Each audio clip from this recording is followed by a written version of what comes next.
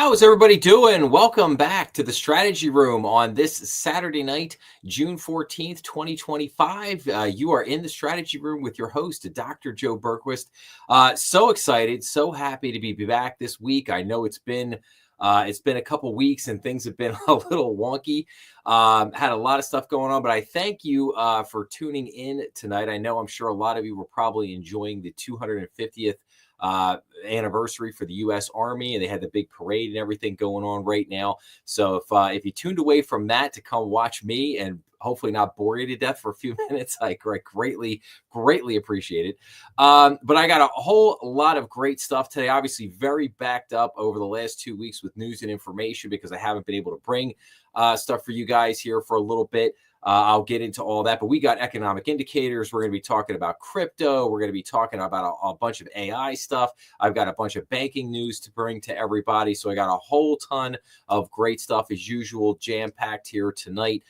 So get strapped in for the next 2 hours here. But just wanted to update people on a couple of things. So the reason why I was not on last week was because I was busy participating in the Stonier Graduate School of Banking, which is part of the American Bankers Association. And I just wanted to give a huge shout out to all of the graduates for the class of 2025, which was the 90th year for the Stonier Graduate School of Banking. So congratulations to all the graduates out there. Great job to all of you. I hope if I didn't get a chance to talk to you on campus, I hope you'll maybe reach out on LinkedIn or just say hi or maybe send me a note or sometime.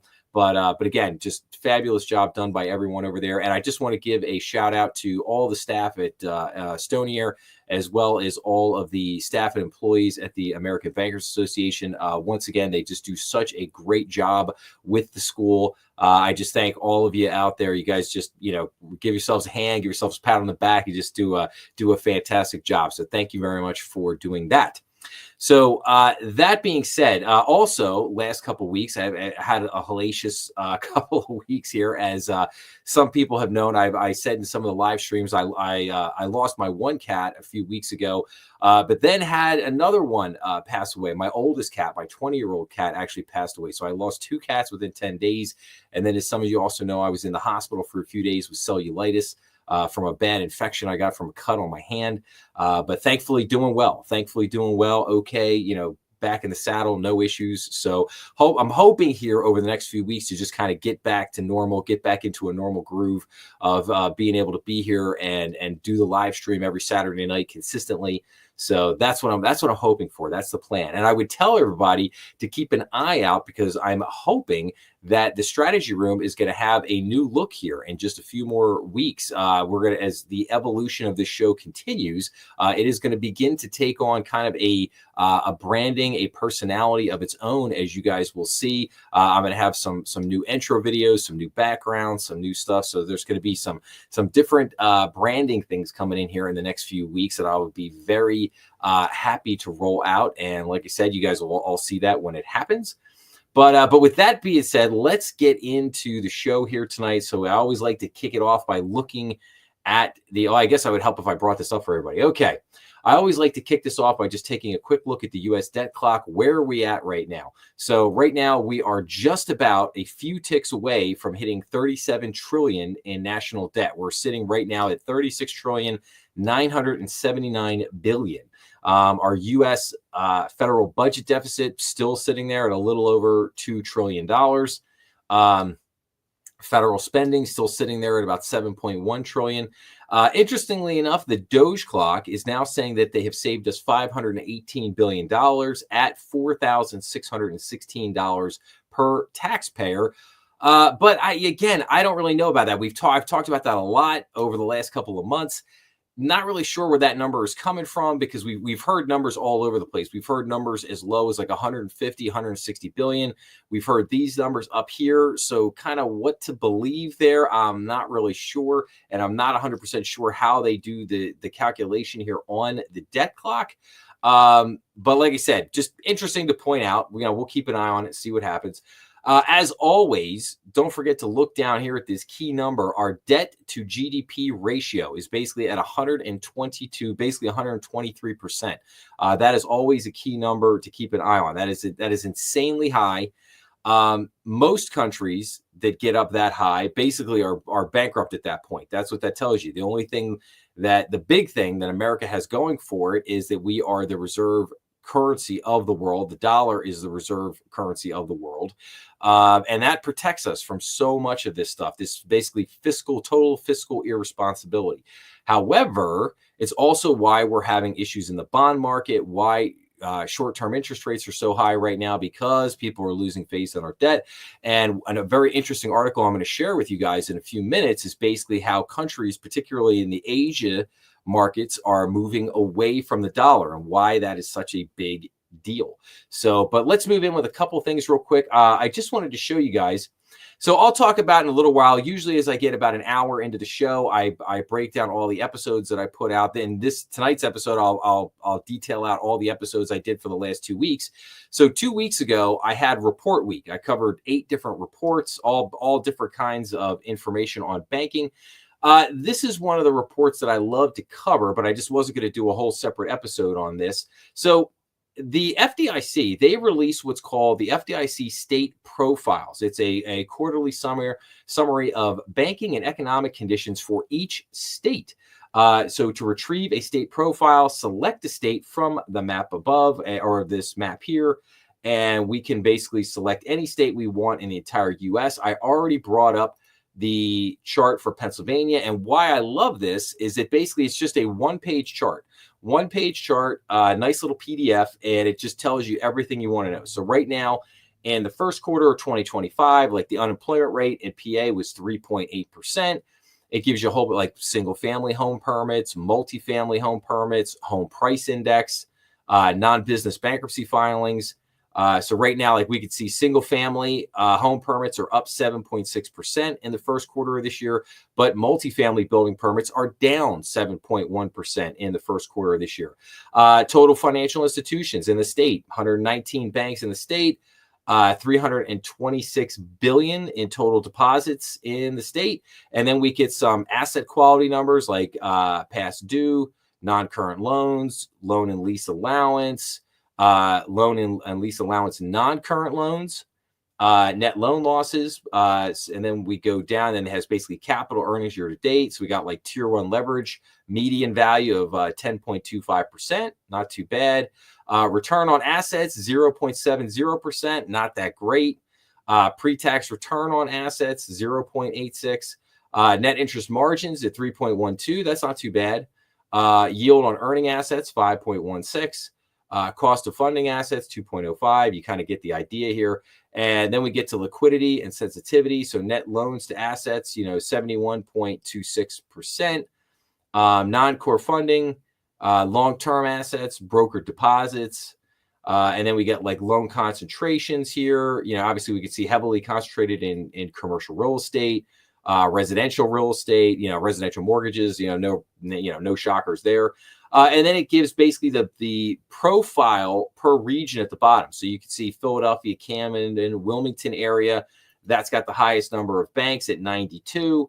And then it gives you asset distribution over here. So basically less than 100 million to 250 million, 250 million to 1 billion, 1 billion to 10 billion, and then over $10 billion. So these are great profiles. If you just want a quick snapshot on what your state is doing and how well your state is doing, you could just go right here. Bring this up, like I said, just go right to the FDIC website, and you just go click right on FDIC state profiles. It brings up the map here. You just click on your state, and by clicking on the state, like I said, it brings up this nice one-page PDF. Gives you a quick snapshot for the quarter, just a general overview, how are things doing. And that's why I love this report. It's just very quick, very easy. You look at one thing and bang, you have a very quick idea as to how the banks in your state are performing. So I think that's pretty cool. Okay, and then just one thing to point out. So I saw this PCBB put out one of their daily blog, if you will, every day. So just a reminder on the ISO 20022, I covered this a couple of months ago. So the July 14th ISO 2022 cutover is nearly here. Core systems may handle much of the technical work, but if banks still have key roles to play, especially when it comes to operations, compliance, and customer support, here's what to know and how, or I'm not going to go through the whole thing. But it just says ISO isn't just a new file type, it's a new language for payment messages compared to the legacy format, which is called FAM, F-A-I-M. ISO introduces a richer and more structured way to convey payment information. That structure has practical benefits, fewer formatting issues, more complete payment data, improved compliance and exception handling. But the point is that this is coming real soon here. We're only about 1 month to go from this. So if your bank has not switched over to ISO, something you definitely want to be thinking about. You absolutely want to be talking about this, especially the IT team, and basically figuring out, okay, what are we going to do with this, and how are we going to move forward with that? And like I said, if you want, kind of the complete breakdown on ISO, what it is, how it works, why it's being updated, just go back, search through, like I said, go through my episodes. You go, if you're on the YouTube channel, you could go through banking under related stuff, and you could find it there. But anyway, okay. Now with those couple items out of the way, I wanted to get into the main stories here. So we're going to kick off tonight by going into JP Morgan's Jamie Dimon warns U.S. economy could soon deteriorate. Now, if everyone recalls, a couple weeks ago, Jamie was out doing an interview on, I think, well, no, it wasn't an interview on CBC. I think he was at some type of forum or something like that. And he basically said that there was going to be a crack in the bond market, which, again, I'm not saying he's wrong. There's a very high probability that could happen. But now Jamie's basically out, not just talking about the bond market, but talking about the overall economy and talking about, hey, things could deteriorate here. So what is he saying? So Jamie Dimon said the economy's soft landing was likely to look weaker going forward. Dimon, who has been CEO of JP Morgan since 2006, has a history of sharing cautious or negative outlooks on the economy. Funny enough, there was actually another article going, why is Jamie Dimon always so glum on the economy? Which I thought was kind of funny. The most recent economic data shows both job growth and inflation slowed in May. So the impacts of pandemic-era government spending and monetary policy that help support the U.S. economy have faded, and that makes the country vulnerable to a downturn in the coming months, according to JP Morgan Chase CEO Jamie Dimon. I think there's a chance real numbers will deteriorate soon, Dimon said at a Morgan Stanley conference on Tuesday, according to a transcript from FactSet. The U.S. has continued to see growth in total employment and consumer spending this year, even as survey data has shown weakening confidence in consumers and business leaders in the face of the Trump administration's tariff policies. Dimon downplays the survey data, saying that neither consumers nor businesses ever pick the inflection points, but said the economy's soft landing was likely to look weaker going forward. Employment will come down a little bit. Inflation will go up a little bit. Hopefully, it's just a little bit, he said, adding that lower levels of immigration is another complicating for the factor. Okay. Could have been written a little bit better. Dimon, yes, as we said, has been CEO for a long time. Another area that Dimon warned about was private credit. Very interesting. We're going to get more into this a little bit later. Which has become a booming business on Wall Street and is seen as a potential area of concern in the event of a recession. The CEO explained that the risks of private credit are different for banks, which line up the deals and then move them off their books, and for investors who are looking for long-term returns from the asset class. Do I think that now is a good time to buy credit if I was a fund manager? No, I wouldn't be buying credit today at these prices and these spreads, Dimon said. And let's see here. So Jamie's basically warning here about private credit, which I think is very, very important. And like I said, we're going to see here, I have a couple articles on private credit later on. But as I will also talk about later, yesterday I had put out an episode on the Federal Reserve, just put out an article warning banks of ties to private credit could lead to systemic risk. Now, anybody who's been watching me for a few months now knows that I have been talking about private credit, and I've been saying that I have a major warning with private credit. I think that if there is an area of the economy that has a true bubble forming, it is in private credit. And if that thing blows up, it could be major. And no doubt, the major players in that private credit market are all private equity and hedge funds. And you know that if they blow up, the first thing they're going to do is they're going to run back to the Fed and they're going to say, oh, we need a bailout. They're going to say, we need a major bailout and you have to bail us out because of, wait for it, systemic risk. There's major systemic risk. In other words, if we go down, we're going to take some banks down with us, probably some pretty good sized banks. And that could unleash a banking crisis, which could jeopardize the entire banking system. See how that works? And of course, the Fed in the all bailout all the time economy that they have created over the last 16 years, I'm afraid to say will undoubtedly accommodate them lickety split because heaven forbid a few hedge funds and private equity firms should go down, right? But anyway, like I said, I digress. We'll get back on that later. But I just wanted to point out, John, so Jamie's a little concerned about the economy right now. He sees some weakening in the overall labor market. He thinks that inflation is going to tick up. We're going to talk about inflation here in just a minute. Now, here's what I was talking about just 2 minutes ago. So, very interesting article here. Dollar divorce.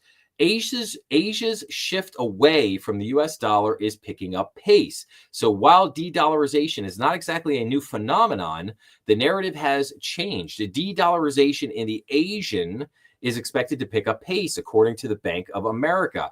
Some Asian economies have the greatest potential to repatriate their foreign earnings or assets back to their local currencies. So Asia is progressively moving away from the US dollar as a mix of geopolitical uncertainties, monetary shifts, and currency hedging prompt de-dollarization across the region. Recently, the Association of Southeast Asian Nations, or ASEAN, committed to boosting the use of local currencies in trade and investment as part of its newly released Economic Community Strategic Plan for 2026 to 2030.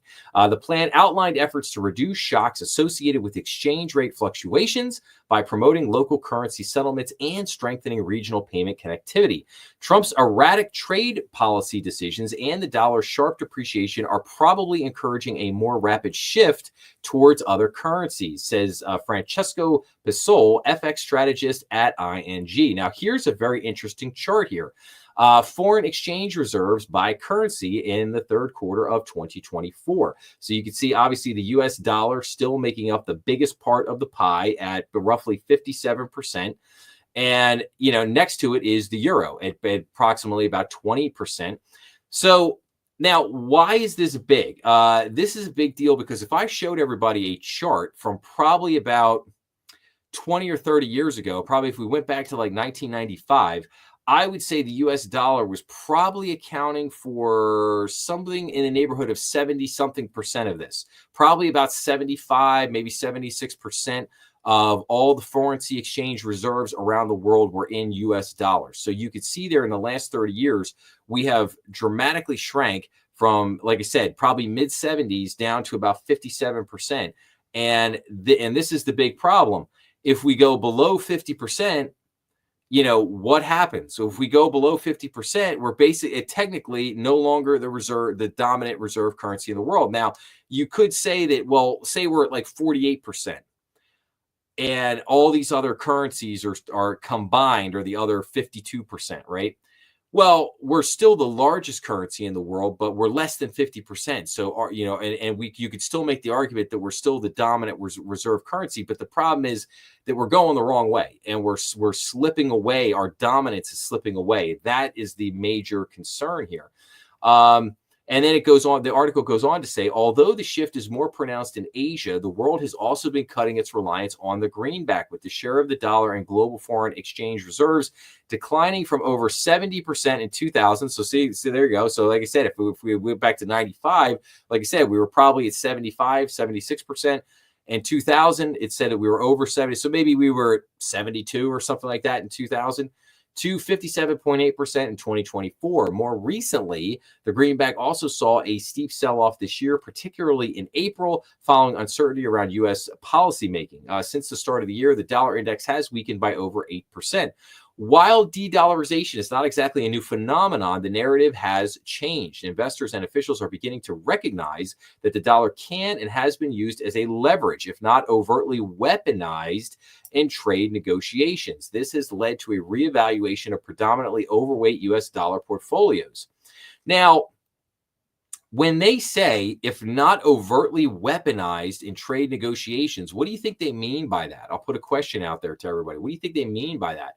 And I would say that this is exactly what they mean by that. They're looking at Russia. They're looking at the sanctions that we put on Russia, the fact that we stripped Russia of the ability to use the SWIFT system and things like that. That's what they're talking about when they're saying, if not overtly weaponized in trade negotiations. And I've talked about this before in the past, but the signal that sent to the rest of the world was, it was like an crap moment, because the rest of the world basically went like, wow, if the US could do that to Russia, they could do that to any one of us. So is it really safe for us to be operating, just basically solely at the whim of the U.S. and using the U.S. dollar? Or, maybe we should start to pull back a little bit on that. Maybe we should start to hedge our bet a little bit, use some of these use our own currency, and use some of these other currencies, maybe the euro, maybe the yuan, maybe some other things, and just try to diversify, what we're doing. So that's what they mean there when they're talking about that. And so, so they, like I said, it goes on to say, countries are looking at the fact that the dollar has been and can be used as sort of a weapon on trade, direct sanctions, etc. That's been the real change, I think, in the last several months. De-dollarization is growing as Asian economies in particular seek to reduce reliance on the greenback in hopes of using their own currencies as a medium of exchange to reduce FX risks. And then it goes into like picking up pace. And then I think, if we go down here, because it's a little bit longer, I don't want to go through this whole thing, and then they ask the question, dollar still king, the shift away from the dollar also begs the question of whether this is a temporary phase or a structural shift. For now, it may still just be cyclical, said Cedric Shahab, chief economist at BMI, who noted it will only be structural if the U.S. employs sanctions more aggressively, making central banks wary of holding too many dollars. A second scenario would be if governments mandate their pension funds to invest a larger share of their assets domestically. While some countries are reducing their exposure and reliance on the dollar, it remains challenging to dethrone the greenback's position as the number one reserve currency, said industry watchers. No other currency holds the same liquidity, depth of bond and credit market as the dollar, so it's more a matter of reduction in its reserve appeal rather than losing its throne. So it's also important to distinguish between U.S. dollar weakness from de-dollarization, said Peter Kinsella, global head of Forex strategy at Union Bancaire Privée. We've seen the U.S. dollar weaken before over various cycles and regimes, but it always maintains its reserve and hegemonic status. Who adds that the greenback's use in trade and invoicing remains paramount in spite of the reduction in U.S. dollar exposure. As of April this year, more than half of global trade is still invoiced in dollar terms. That said, the wider decline in the U.S. dollar's use as a reserve asset appears set to continue, as I strongly expect that gold will be the main beneficiary from this. So again, very, very interesting in, again, what's going on with the dollar. Now, I just want to mention 2 weeks ago, the last live stream, what was one of the big things I reported to everybody at the very beginning? Big news. You have this major event coming up here in just 3 weeks called the Rio Reset.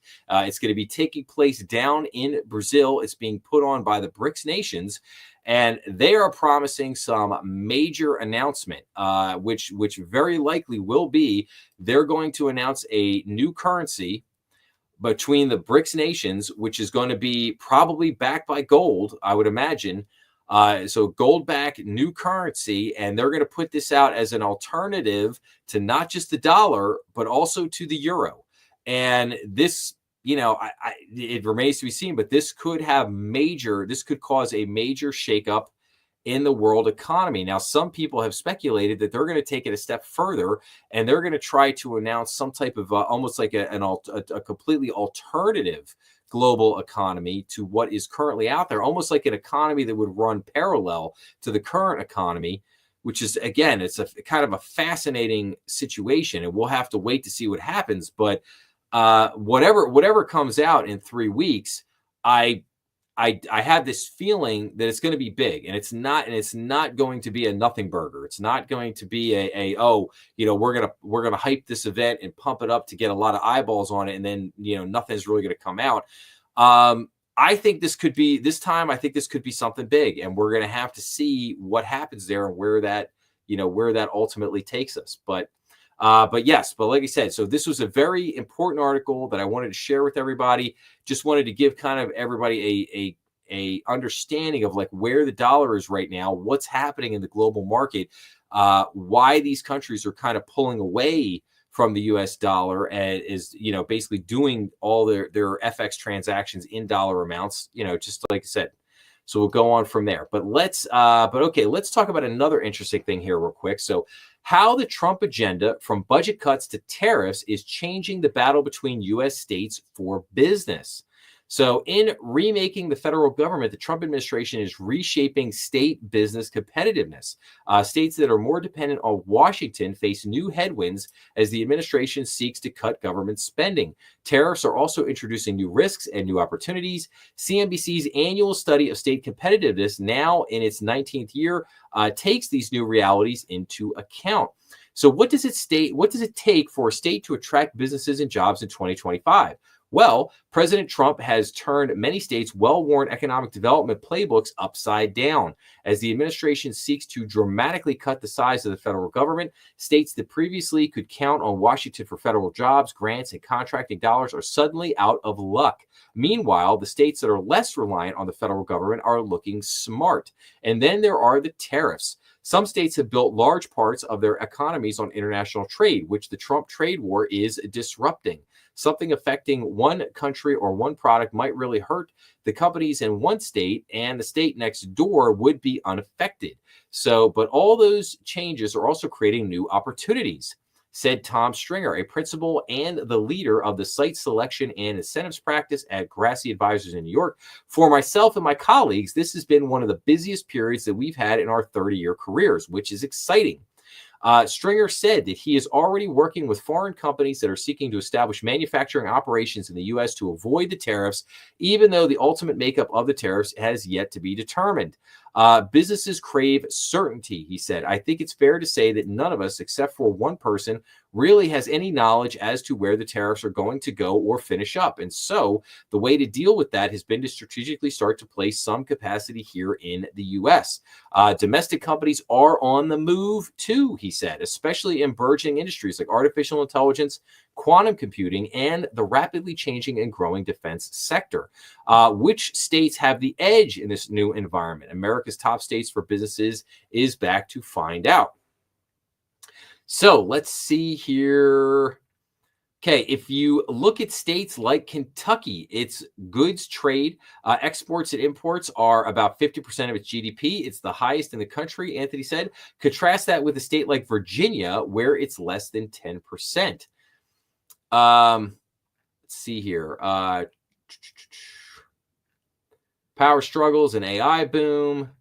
I thought there was a chart in here. I guess not, but I thought there was a chart in here where it basically showed us some of the states and whatnot. But anyway, we can guess like some of the states here. What are the states that are going to be most affected by this? Well, what are the states that traditionally lie very heavily on government funding? Well, a lot of those would be Democrat-led states. It would be California. It would be Oregon. It would be Washington, the state of Washington. It would be Illinois. It would be states like New Jersey, New York, Connecticut, Maine, Vermont, Maryland, Delaware. Like you could go down the main list there. I would say those states are probably the ones in jeopardy of being most hurt by this.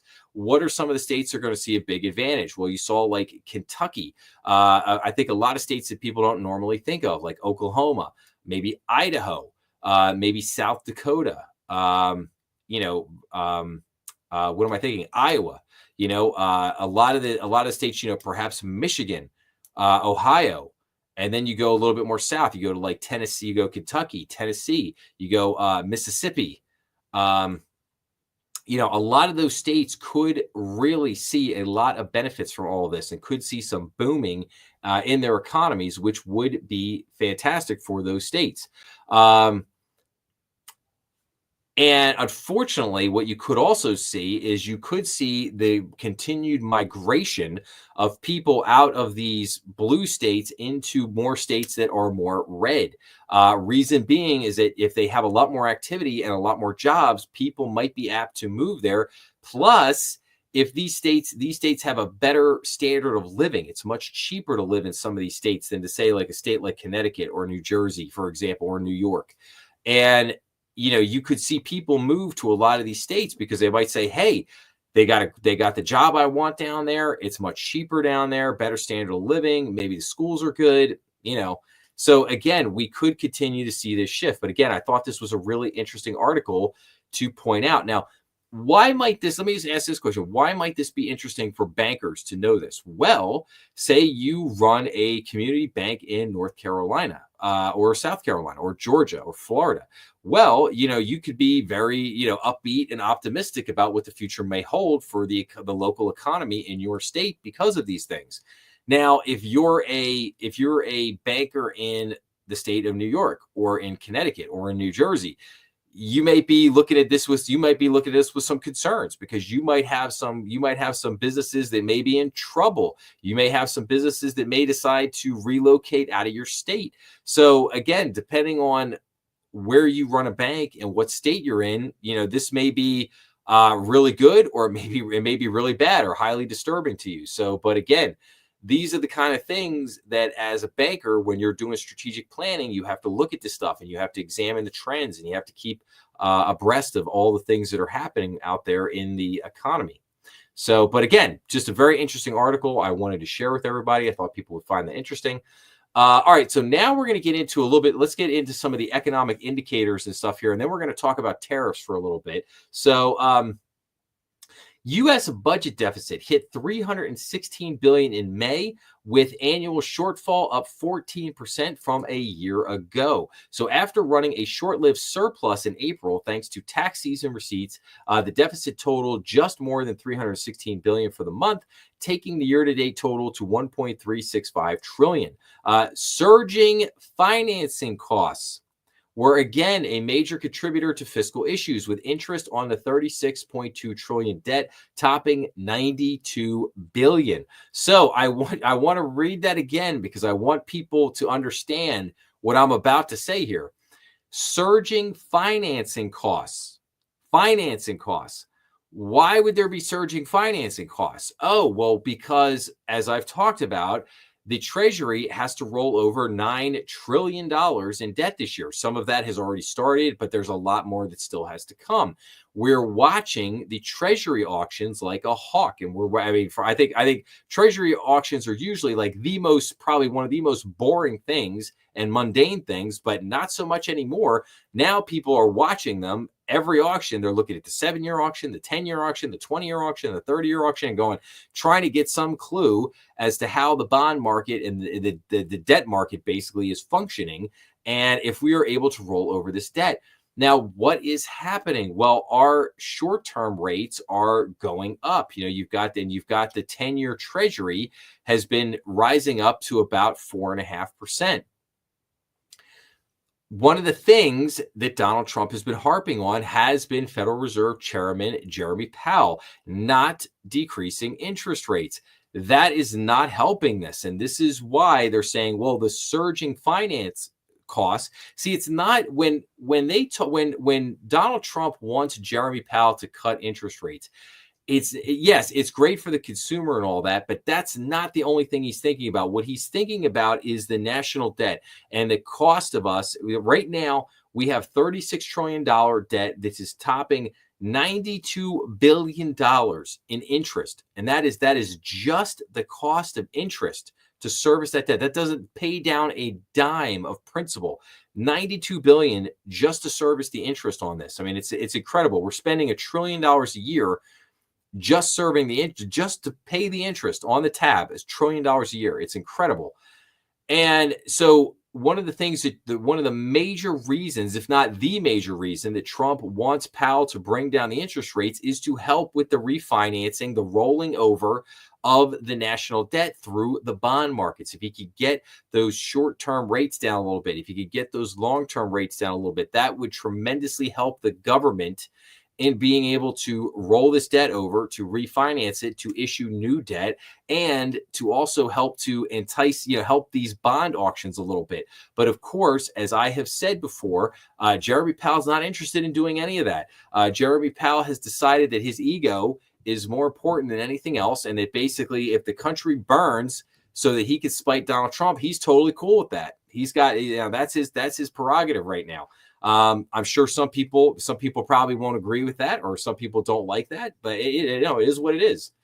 Go talk to Jeremy Powell. Jeremy Powell's going to give you 110 reasons and excuses, and he's going to give you, he'll give you 1,001 what if scenarios. Well, what if this happens? What if a meteor hits the earth?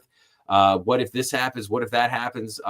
Anything but to say basically that, so first of all, now I'm getting to see, you got me getting off on a diatribe here. So first of all, Powell cut rates when he shouldn't have back in September. Back in September, he came out with a 50 basis point rate cut in September, and then made another couple rate cuts. So he brought the rates down by 100 basis points, and he knew darn well that he should not have cut rates then, and that caused inflation to perk right back up because he cut too early, and he did it for political purposes. And then once it's known, oh, well, Trump's going back in the White House. Now Trump gets back in there. Now all of a sudden he does a complete 180, and it's, oh, you know what? Now I'm concerned about inflation. Now I can't do it. I can't do it. There's nothing I can do. Nothing I can do. And again, so before he was cutting rates for political purposes, and now he's not cutting rates also for political purposes, even though he'll sit there and say, oh, the Fed is independent. The Fed's independent. We don't do that. We don't play politics. Yeah. Okay. All right. Yes. I wasn't born yesterday. No, I was born a little while ago, but I wasn't born yesterday, as they say. All right, so the U.S. government drifted further into red ink in May with a burgeoning debt and deficit issue getting worse, the Treasury Department reported Wednesday. After running a short-lived surplus in April thanks to tax season receipts, the deficit totaled just more than $315 billion for the month, taking the year-to-date total to $1.36 trillion. The annual tally was 14% higher than a year ago, though the May 2025 total was 9% less than the May of 2024 shortfall. Surging financing costs were again a major contributor to fiscal issues, with interest on the $36.2 trillion debt topping $92 billion. Interest expenses on net exceeded all other outlays except for Medicare and Social Security. Debt financing is expected to run above $1.2 trillion for this fiscal year, totaling $776 billion through the first 8 months of the fiscal year. Tax revenue has not been the problem. Receipts rose 15% in May and are up 6% from a year ago. Expenditures increased 2% monthly and are up 8% from a year ago. Tariff collections also helped offset the shortfall. So gross customs duties for the month total $23 billion, up from $6 billion from the same month a year ago. For the year, gross tariff collections have totaled $86 billion, up 59% from the same period in 2024. But wait, I was told the tariffs don't work. Yes, tariffs do appear to be working quite well. They appear to be making us quite a bit of money all of a sudden. So again, the debt is up, and our federal budget deficit is up, but it's still a little bit better than it was in May of last year. Tax revenues were up. Tariff collections were way up. So this is all great news. But the problem, again, it gets back to spending. Spending.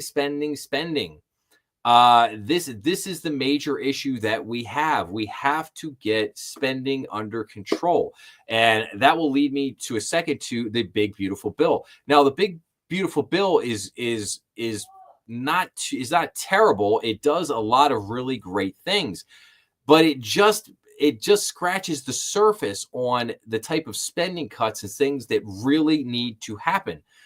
This, as we saw the downgrade by Moody's, S&P Global, we saw them downgrading the U.S. debt, because again, Congress can't get the spending under control, which is the big primary issue. It's not the amount of money coming in. We have, basically the federal government gets like 4.5 trillion in revenue coming in the door and taxes collected every year. So it's not a revenue issue. It's a spending problem. They just cannot get the spending under control. But let's keep rolling here. So, consumer sentiment readings rebound to much higher level than expected as people get over the tariff shock. Oh, very interesting. So consumers in the early part of June took a considerably less pessimistic view about the economy and potential surges in inflation, according to a closely watched University of Michigan survey. For the headline index of consumer sentiment, the gauge was at 60.5, well ahead of the Dow Jones estimate for 54, and a 15.9% increase from a month ago. On inflation, the one-year outlook tumbled from levels not seen since 1981. One-year estimates slid to 5.1% to 1.5 percentage point drop, while the 5-year view edged lower to 4.1%. I think it is very fascinating from a consumer sentiment perspective, depending on your politics. If you are a Democrat, generally the consensus is you think inflation is going to just skyrocket right up. If you are a Republican, you think that basically inflation is going to remain tame or even go down. Now, what is the trend of what we're seeing with inflation right now? Well, the trend is going down. We're just seeing the last 4 or 5 months, inflation has been coming down, down, down, down, down. As we are going to see here now, we look at, so U.S. inflation rises 0.1% in May from prior month, less than expected. So we're going to talk about the CPI and the PPI. So the consumer price index increased 0.1% for the month, putting the annual inflation rate at 2.4%. Excluding food and energy, core CPI came in respectively at 0.1% and 2.8%, compared with forecast for 0.3 and 2.9. So weakness in energy prices helped offset some of the increases, and a handful of other key items expected to show tariff-related jumps. Vehicle and apparel prices in particularly actually posted declines.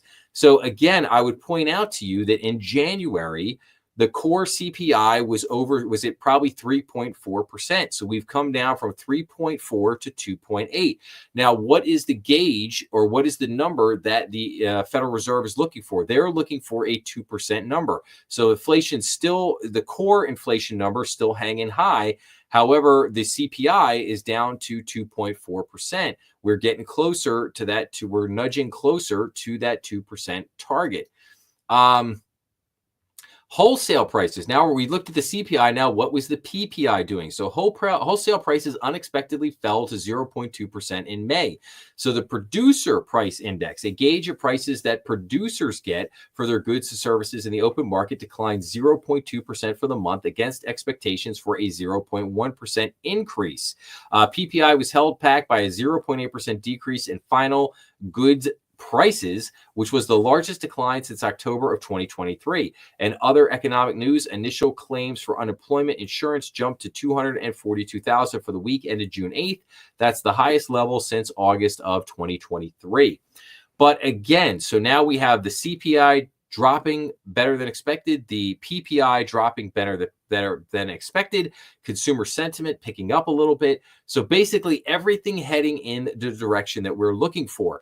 We are seeing a cooler, as we saw here. The unemployment insurance jumped to 242,000. So we are seeing a softening in the labor market.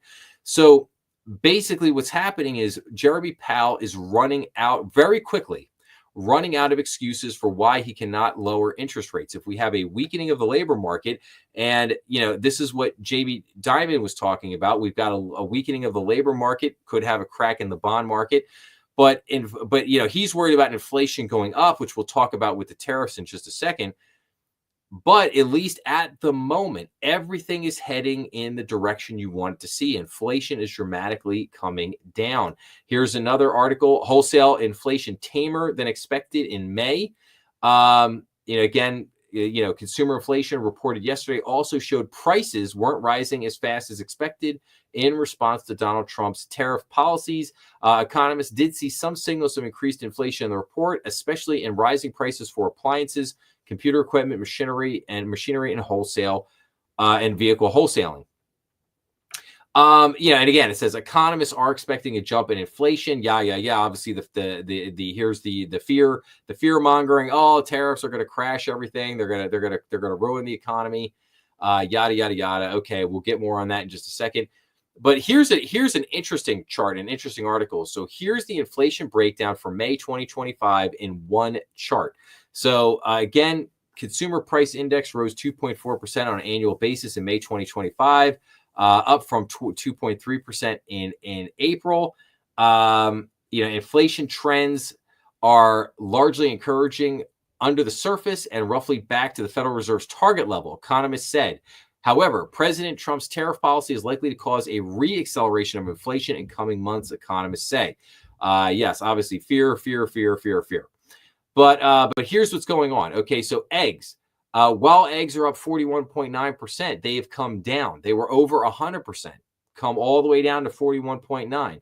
Roasted coffee, 11.8. Uncooked ground beef, 9.9. Uncooked beef roast, 9.5%. Apples, 6.5%. Candy and chewing gum, 6.4%. Fresh sweet rolls, coffee cakes, donuts, 5.9%. Prepared salads, 5.8%. Frozen fish and seafood, 5%. Dried beans, peas, and lentils, 4.7%. Fresh milk, 4%. Margarine, 3.7%. Sugar and sugar substitutes, 3.5%.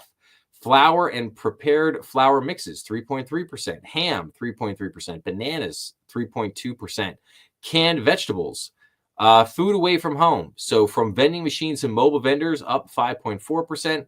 Full service, 4.2%. At employee sites plus schools, 3.9%. Energy.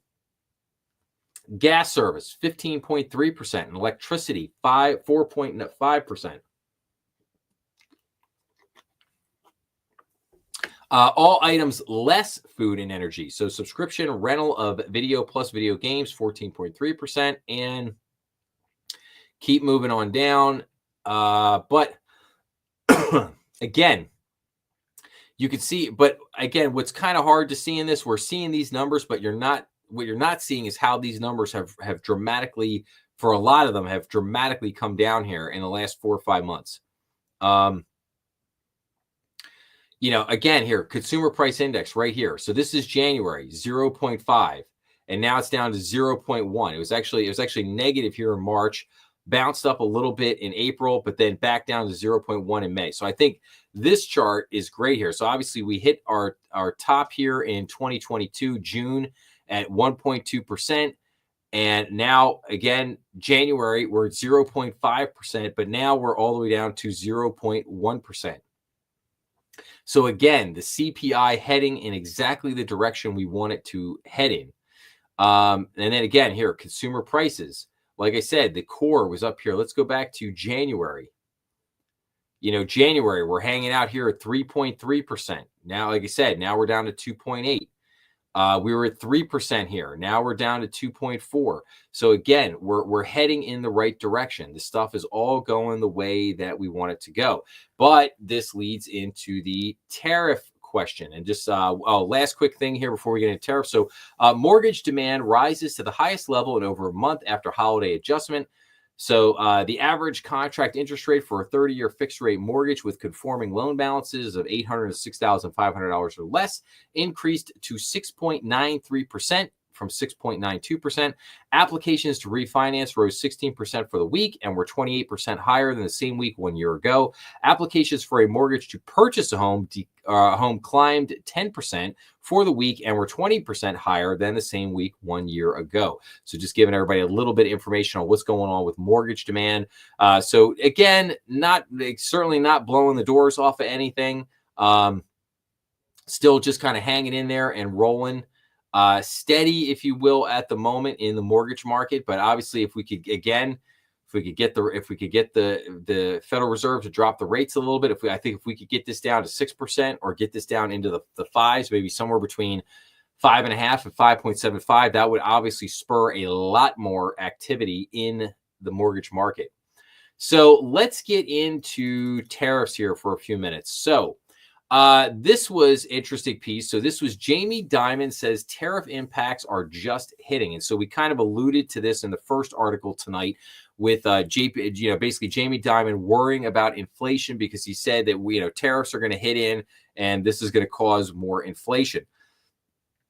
So what does it say here? JP Morgan Chase & Company Chairman and CEO Jamie Dimon said that hard data on the economy could deteriorate soon. The tariffs are just hitting, he said at an investor conference on June 10th. You had a lot of people buying stuff ahead of time, both consumers and business for inventory. It's hard to see what that meant. So you haven't seen an effect yet other than in the sentiment. And maybe in July, August, September, October, you'll start to see, did it have an effect? My guess is it did. Hopefully not dramatic. May just make the soft landing a little bit softer as opposed to a ship going down. Employment will come down a little bit. Inflation will go up a little bit. He said, hopefully it's just a little bit. Then we get into conference chatter. So U.S. economy bouncing back from initial tariff shock, bank execs say. So the U.S. economy is getting over the initial shock of President Donald Trump's tariff, staving off a potential recession, large bank executives said during recent mid-quarter updates. U.S. bank leaders downplayed recession fears during Bernstein's annual Strategic Decisions Conference on May 28th and 30th and indicated that businesses and consumers are returning to the status quo after early April's tariff shocks. My base case on the economy, I've said this before, is we're not going to go into a recession. I don't see that happening. Key Corp Chairman, President and CEO Christopher Gorman said on May 28th during the conference, I think there's actually a chance that the economy is starting to accelerate.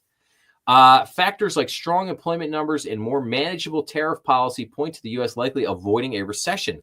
Goldman Sachs Group, Inc. President and COO John Waldron said, I think that all likely leads to economic growth. I think we're likely to avoid a recession with this baseline set of facts, Waldron said. While the initial imposition of tariffs, referred to as Liberation Day, caused a temporary halt among businesses and consumers, this pause appears to be dissipating. Key Corp's Gorman said the company is seeing a resumption in loan demand with commercial and industrial C&I loans increasing by approximately $1.5 billion in the first quarter. Utilization rates also rose from 31 to 33%, though they remain below pre-tariff expectations of 35 to 36. There's a lot of uncertainty, no question about it, but I think what's going on the ground is frankly a lot more favorable than what you read about every day. Yes, I absolutely concur with that statement. Citizens Financial Group Chairman and CEO Bruce Van Saun said he saw a similar trend where the Liberation Day announcement spurred uncertainty, but those fears have since dissolved. People are now starting to gain more comfort that the economy is going to solidify. Van Saun said 2025 is playing out in a reasonable fashion to how we plan the year, with, I'd say, the month of April being a bit of a divot. Sorry, divot. It's a French word. Divot, as people recalibrated and step back to kind of think about what does this mean, and then what contingency plans do I have to put in place in case things go left or things go right. So Wells Fargo and Company President and CEO Charles Scharf said most business clients are welcoming the changes being proposed despite the challenges they present. Scharf emphasized that while these trade adjustments might be difficult in the short term, they could ultimately benefit U.S. businesses by making the country more competitive globally. So again, and then the CEO of Ally Financial also basically echoed the same comments. So again, I think key words there are, dissipating, dissolved, people have completely gotten over this initial shock on tariffs, which is great news. Here's another article. So bad breath concerns rise as S&P 500 set to recover tariff-triggered losses. So after stumbling to its lowest point in nearly a year this April, the S&P 500 has recovered nearly all its losses in roughly 2 months. However, the outsized returns of tech stocks have driven fresh concerns over a lack of market breadth that could undermine the rally's lasting power. I would not describe this rally as healthy, Michael O'Rourke, chief market strategist at Jones Trading, said in an interview. After reaching an all-time high on February 19th, the S&P 500 stumbled 18.9%, reaching bottom on April 8th after U.S. President Donald Trump's announcement on tariffs on nearly all trading partners rattled investors. The large cap index has since risen more than 20.5% through June 9th, and as of June 10th was less than 2% from matching that all-time high again. So again, we have gotten over this initial tariff shock.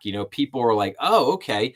And people are actually starting to see the amount of money that the tariffs are bringing in. The tariffs are starting to bring in really good income.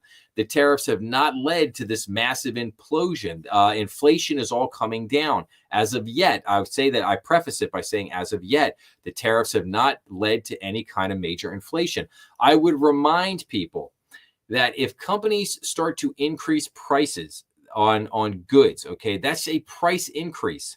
That's not necessarily the same thing as inflation. I've said before, inflation is created from one thing and one thing only, and that is government spending. Government spending is what increases inflation. And I've said before, Donald Trump is a deal maker. He's working on deals. There's going to be a lot of ebb and flow to this whole thing. And I would say this, markets have basically recovered from the dip that they took. Does that mean that they're going to just continue to go up? No, I think that there are some other bumpy roads to be hit. Let's see here. Obviously, big news on China this week. U.S. tariffs on China won't change again. Lutnick said after trade talks. So Commerce Secretary Howard Lutnick assured Americans the U.S. tariff levels on China would not change from this point onward. President Donald Trump earlier said that U.S. duties on China will total 55% through a White House official told CNBC that figure is not new. The announcements from Trump and Lutnick came after trade negotiators for the two economic superpowers concluded high-level talks in London. And then I want to show you something else real quick. So Trump says China will supply rare earths in done deal. So U.S. President Donald Trump said magnets and any necessary rare earths will be supplied upfront by China as part of a trade agreement. Tensions escalated after China imposed export restrictions on several rare earth elements and magnets widely used by the automotive and defense sectors. Oil prices popped up on the news. So,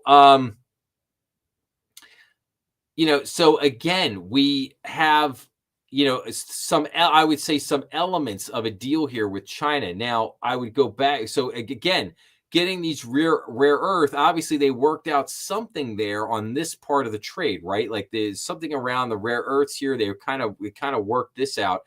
Now, I would offer a lot of caution on this. The U.S. tariffs on China won't change again. I would not bet money on that. I would bet money that this is going to be a little bit more like a roller coaster. This is going to go up and down. China plays hardball. They have been playing hardball with the U.S. for a lot of years. It's just that, in just more recent times, people are starting to acknowledge how hard China is playing hardball with us. And we have a lot of problems with China. China has infested our basically every level. We've got, China bribing our government officials. We have China embedded in our universities. We have China buying up all kinds of farmland around military bases. We have a lot of problems with China. We have China flooding fentanyl into the United States. We have a lot of illegal Chinese immigrants in the United States doing who knows what. So I think there are a lot of things here Politically, military, obviously, Taiwan remains under constant threat from a Chinese invasion or a Chinese blockade or whatever, what have you. And that's not even to mention all the cybersecurity and just money fraud, cybersecurity, all the just cyber fraud, all the other things that get perpetrated against us by China. So there is a lot of moving parts to this China trade negotiation. It's not just tariffs. It's not just the the trade piece of this. There are a lot of moving parts to these negotiations, and why I think this could be affected is not so much by the trade conversation. I think it could be affected by all these other geopolitical things. In other words, China starts making a move toward Taiwan. Maybe they put a blockade on Taiwan. Trump comes right back and says, hey, we're jacking those tariffs back up. Trump goes, hey, I want you to stop pumping fentanyl in here. You either stop it or the tariffs are going back up. Trump might come out and say, you know what, we're kicking all your students out of the universities. And then China goes, we don't like that. We're going to jack your tariffs up. And then Trump goes, well, you know what, I'm going to jack my tariffs back up too. So there's a lot there that I think can happen here with this. That's why I'm not really willing to buy into this notion that the U.S. Tariff stuff's not gonna change again. I think it could, and I think it will. So we'll have to keep an eye on that.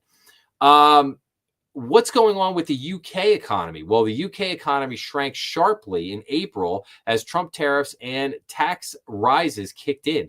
So the UK economy shrank sharply in April as global trade tariffs and domestic tax rises kicked in, data showed on Thursday. UK GDP contracted 0.3% month on month in April. In March, the economy had grown 0.2%. Trump's trade tariffs and domestic tax rises are reasons behind the fall. Well, look, the UK is a mess right now. They've got they got a gazillion of their own problems over there. So, but like I said, I wanted to report on it because I thought it was interesting. I thought people might like to know, hey, what's happening in the UK?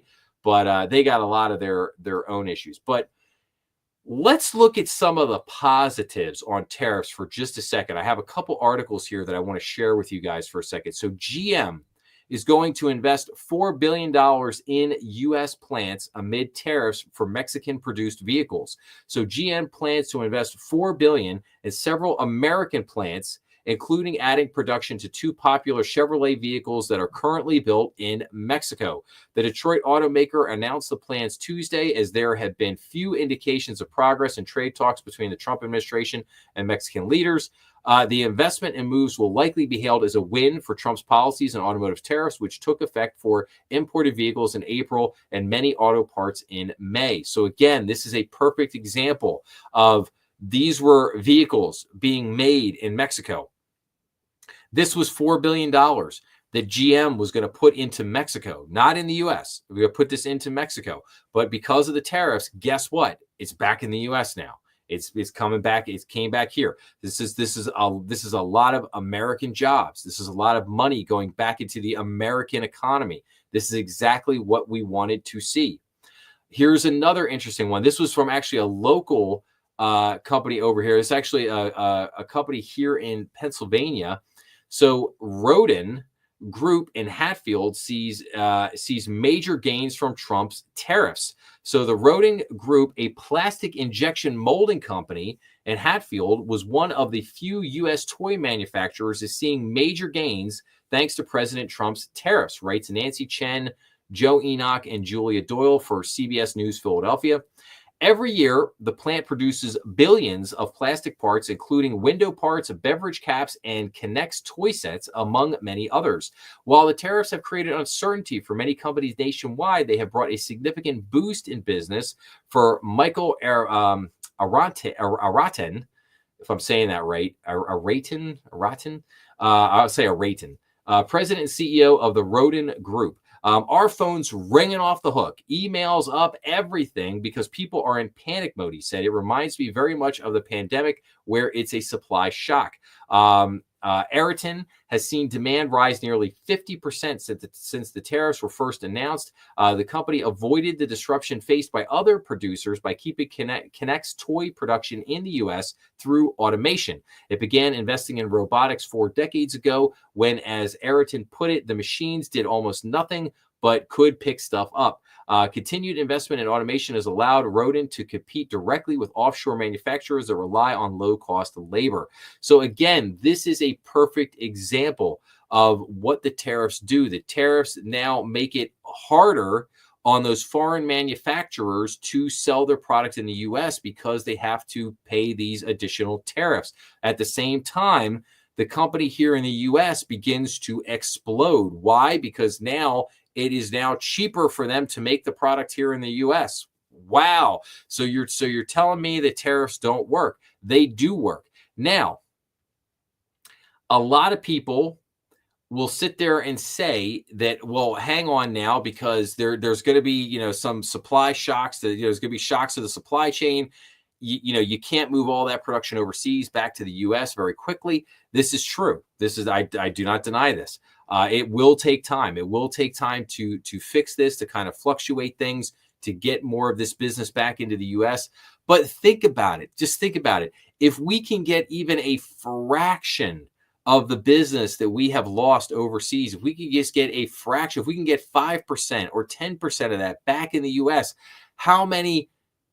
that's tens of thousands of jobs. That's billions of dollars in economic activity that would come back here to the United States. If nothing else, that in itself would be a major, major win for our economy.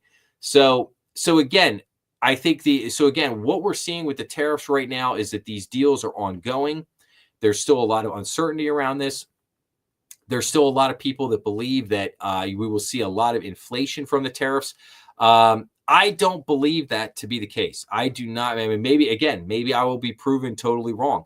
I don't believe that is what is going to happen. I believe inflation is going to continue coming down. Inflation will continue remaining tame. And I think a lot of this business will begin to come back to the United States. Now, and I do believe that there will be a lot of tariff deals. I think there will be a lot of deals struck with a lot of companies over the next 6 months. And I believe as those tariff deals come in, they're going to be very favorable to the U.S. And we're going to see a lot more examples like what just happened here to the Rodin Group. We are going to see a lot more examples of these U.S. companies booming and expanding. And it's good. You have to love, you have to love to see it. Hopefully big companies like GM here will begin to dump more and more money back into the United States, helping to uplift the economy, helping to uplift other cities and regions and areas. Again, you love to see it, but that's what's going to happen. But obviously, the big one's going to be China. China is China is the big, that's the 900-pound gorilla in the room, so to speak. And we have to figure that one out. We got to figure that trade deal out. We'll see what we'll see, and we shall see, what happens with that. So, okay. Got a lot more articles here to get in with everybody. Chime's got this IPO here. We'll talk about that in a few minutes. But first, I want to shift gears right now. This is the time in the show where basically I like to go back over a couple of things. I like to go back over the episodes that I had for the last, in this case, the last 2 weeks. I like to go over economic indicators that are going to be coming out this week. And I like to give you guys a bunch of banking news before we get back to the articles. So I want to very quickly go over. So what are the economic indicators that are coming out this week? Well, on Monday, June 16th, we have the OPEC monthly report coming out at 7 a.m. We have the New York Empire State Manufacturing Index at 8:30. We get the 20-year bond auction, which everybody will be keeping their eyes on. On Tuesday, June 17th, we get the core retail sales. We get retail sales for May, industrial production for May. We get the API weekly crude oil stock. On Wednesday, June 18th, we get housing starts for May. We get the interest rate projection for the second quarter. We get the Fed interest rate decision at 2 p.m. Everybody will be watching that. Thursday, June 19th, we get continuing jobless claims at 8:30, initial jobless claims also at 8:30. On Friday, June 20th, we get the Philadelphia Fed Manufacturing Index, the U.S. Leading Index, and the U.S. Baker Hughes total rate count at 1 p.m. So those are your economic indicators coming out for the week. And obviously, the big thing will be on Wednesday with the Federal Reserve interest rate decision. Again, there's not going to be any shock there, as Jeremy Powell is going to do nothing. And I can already, so here's the, you guys ready? Here's the press conference. Blah, blah, blah, blah. Tariffs, blah, blah, blah. Inflation risk from tariffs will continue. Blah, blah, blah. Too much uncertainty in the economy. Blah, blah, blah. Can't cut interest rates. Not going to cut interest rates. Nothing to do here. We're going to continue to try to reduce our balance sheet by a little bit. Blah, blah, blah. 110 what if scenarios of all kinds of magic and crazy things that could happen. Blah, blah, blah. Just can't do anything. Donald Trump could go pound sand, blah, blah, blah. And then that's it. That's the press conference. We'll see on Wednesday. We'll see how I do, right? Okay. All right. So 2 weeks ago, I did what I ended up recalling. I got back. So with all the issues and stuff that I had going on, I couldn't report to you guys.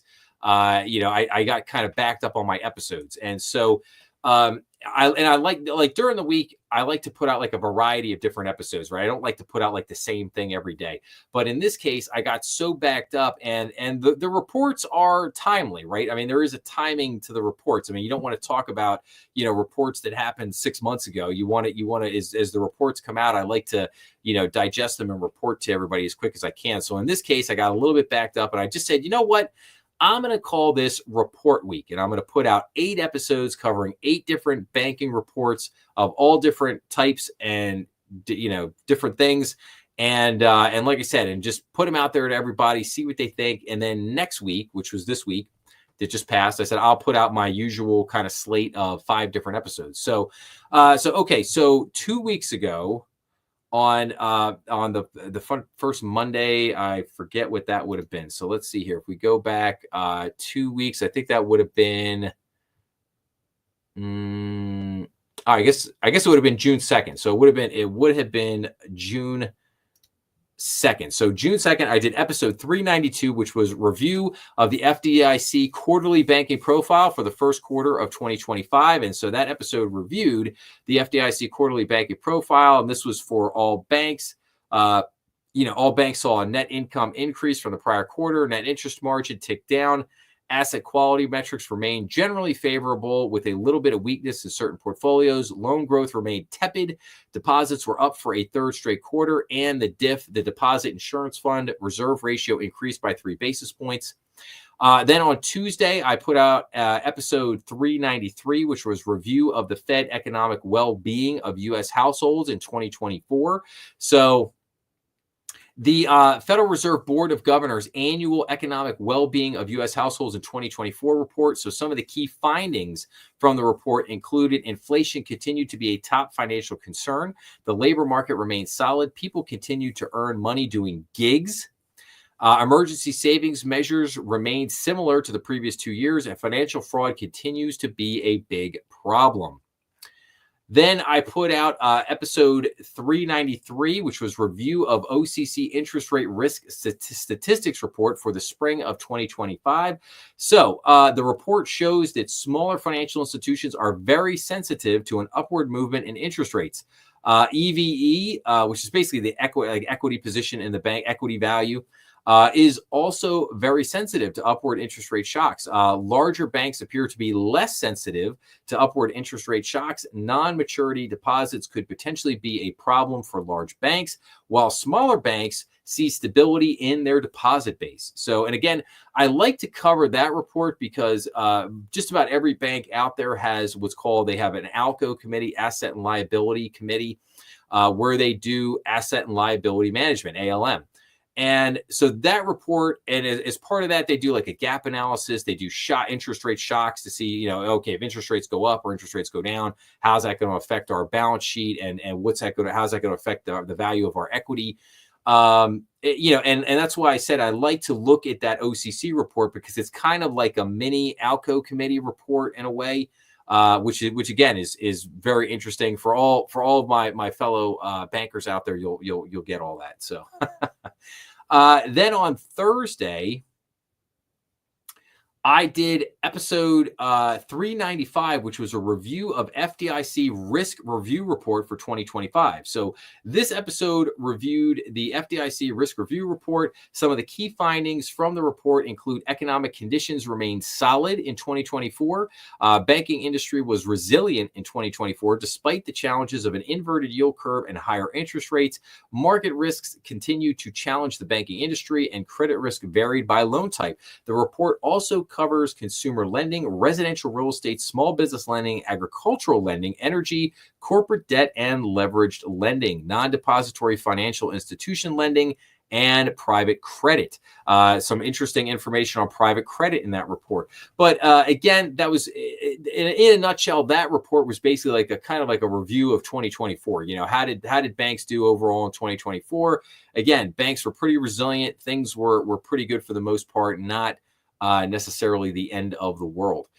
Then on that Friday, I basically put out 2 episodes. It was one of those kind of rare days. I actually did 2 episodes, put out 2 episodes in one day. So I did episode 396, which was a review of the FDIC 2024 annual report of activities, which is basically the report on the what's called the ombudsman. From the FDIC. So this report details the activities of the Office of the Ombudsman within the FDIC.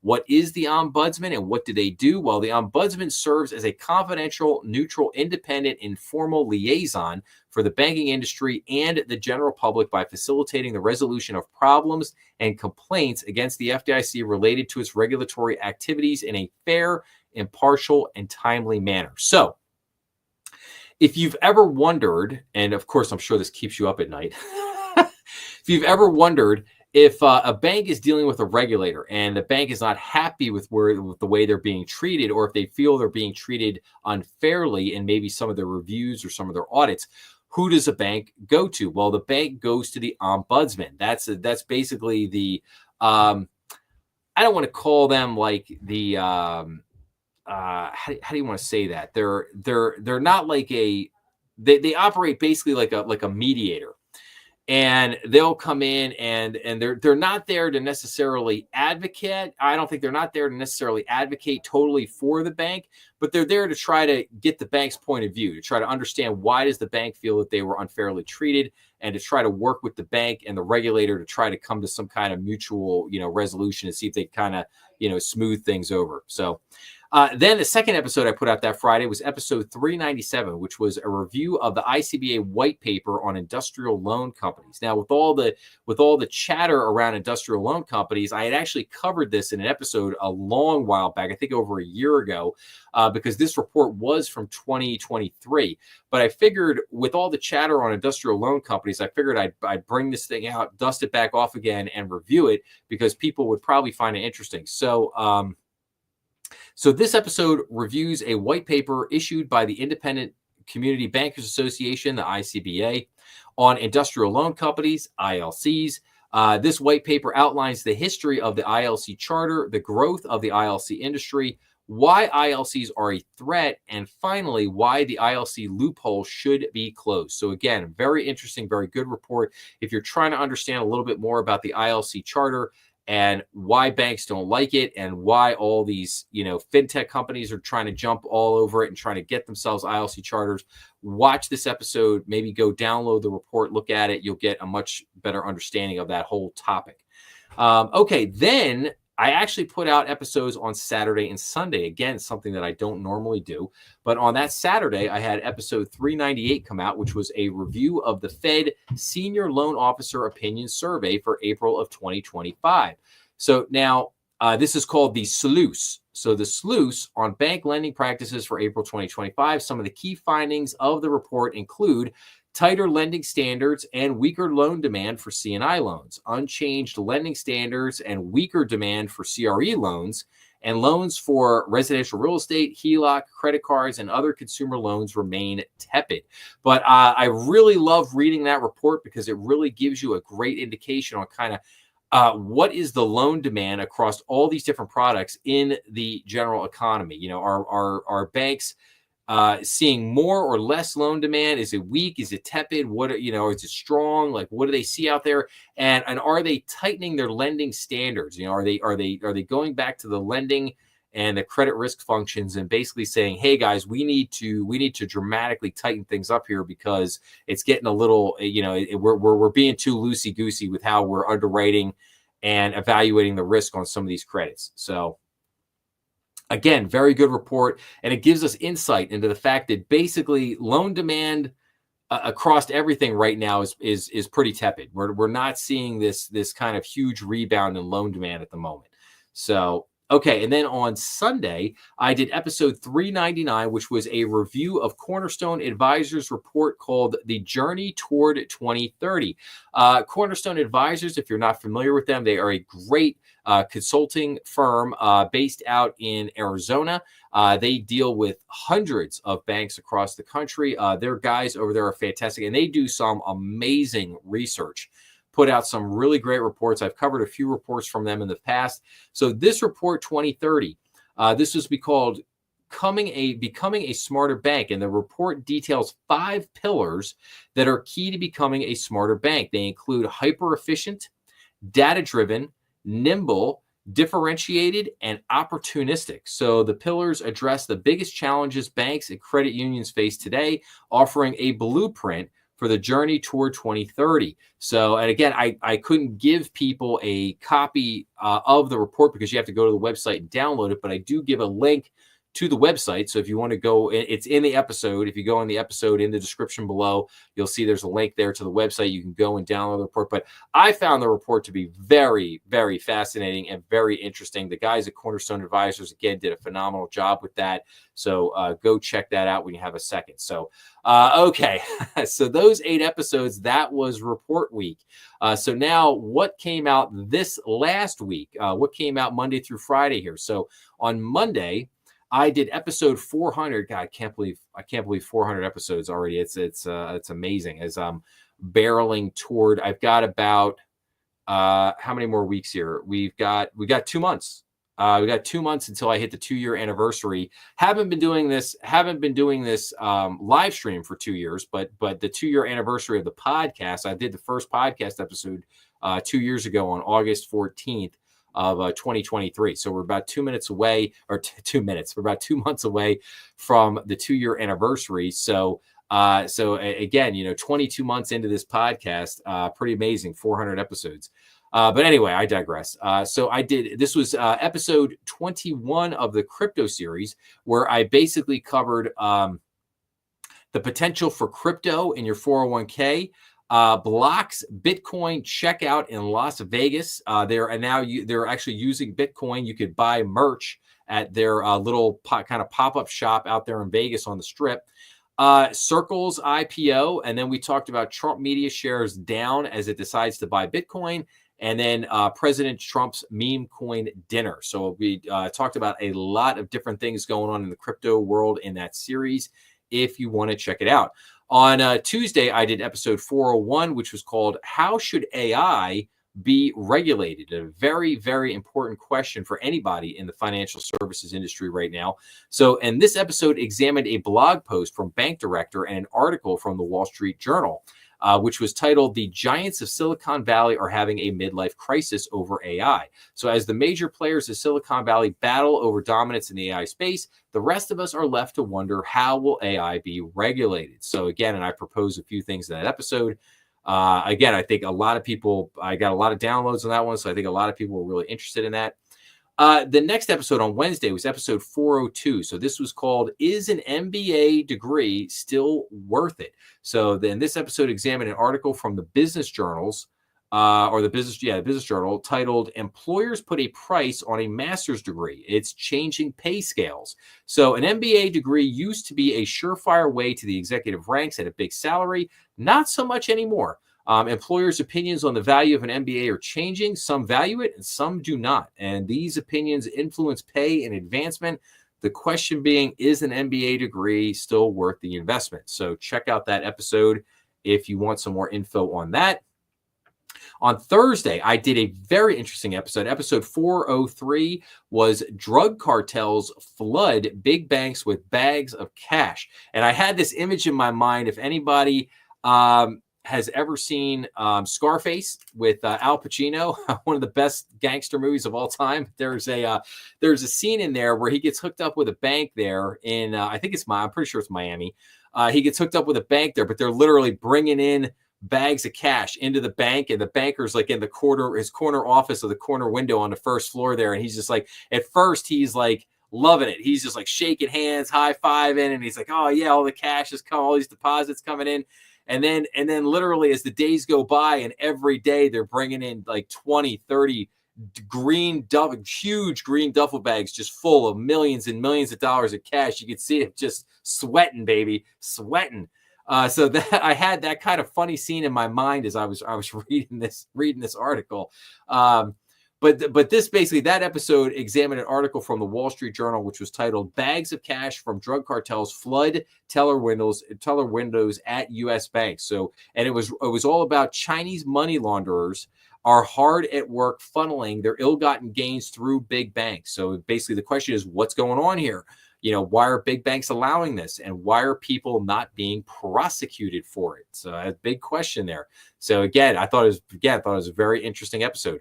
And then finally, yesterday, I did probably what was the most important episode that I've done in the last couple of months. And that was the Fed warns banks that private credit ties create systemic risk. I talked about this a little earlier tonight. Private credit, again, becoming a bigger and bigger issue. So this episode examined an article from the ABF Journal titled "Federal Reserve Research Warns Bank Private Credit Ties Create Systemic Risk," and a research report from the Federal Reserve titled "Bank Lending to Private Credit, Size Characteristics and Financial Stability Implications." So private credit has grown exponentially in the last 5 years. The growth of this lending area has now gotten to a size that the Federal Reserve is concerned about the potential credit risk being created for banks. Everyone should be concerned about the growth of private credit. So, and then I had links to a couple of the reports there below. So again, private credit is becoming a big concern. We have seen the Treasury talk about it. We've now seen the Federal Reserve talk about it. In a few minutes, I'm going to show you guys an article from, I think it was from the CEO of PNC. Oh, no, it was Zions, the CEO of Zions Bank out in Utah. He basically started talking about it and basically saying, this is becoming a huge concern, and we really need to keep our eyes on this. So, but those were the 13 episodes that I've put out in just the last 2 weeks, and I've had an episode come out every single day for the last 2 weeks, which is hey, great. Hope you guys like them. Hope you guys are enjoying them. But that is that on the episode thing. So, all right, let's do some bank news here, and then I want to get back. I still have a bunch of articles I want to cover before we get out of here tonight. So what else can I cover here? So let's do this first. Senate continues advancing stablecoin bill this week. So the Senate took another vote yesterday to advance an amended version of its legislation to establish a regulatory framework for payment stablecoins. With further consideration expected to continue this week, the ICBA continues working with lawmakers to ensure the bill includes key community bank policies.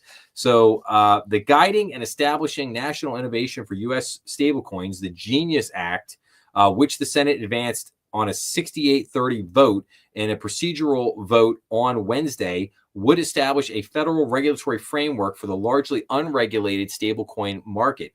The bill outlines requirements for payment stablecoin issuance by banks and non-banks, including reserve and AML BSA requirements.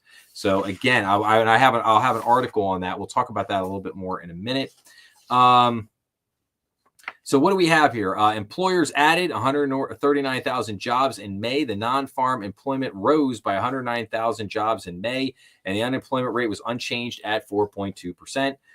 Consumer credit increases in April.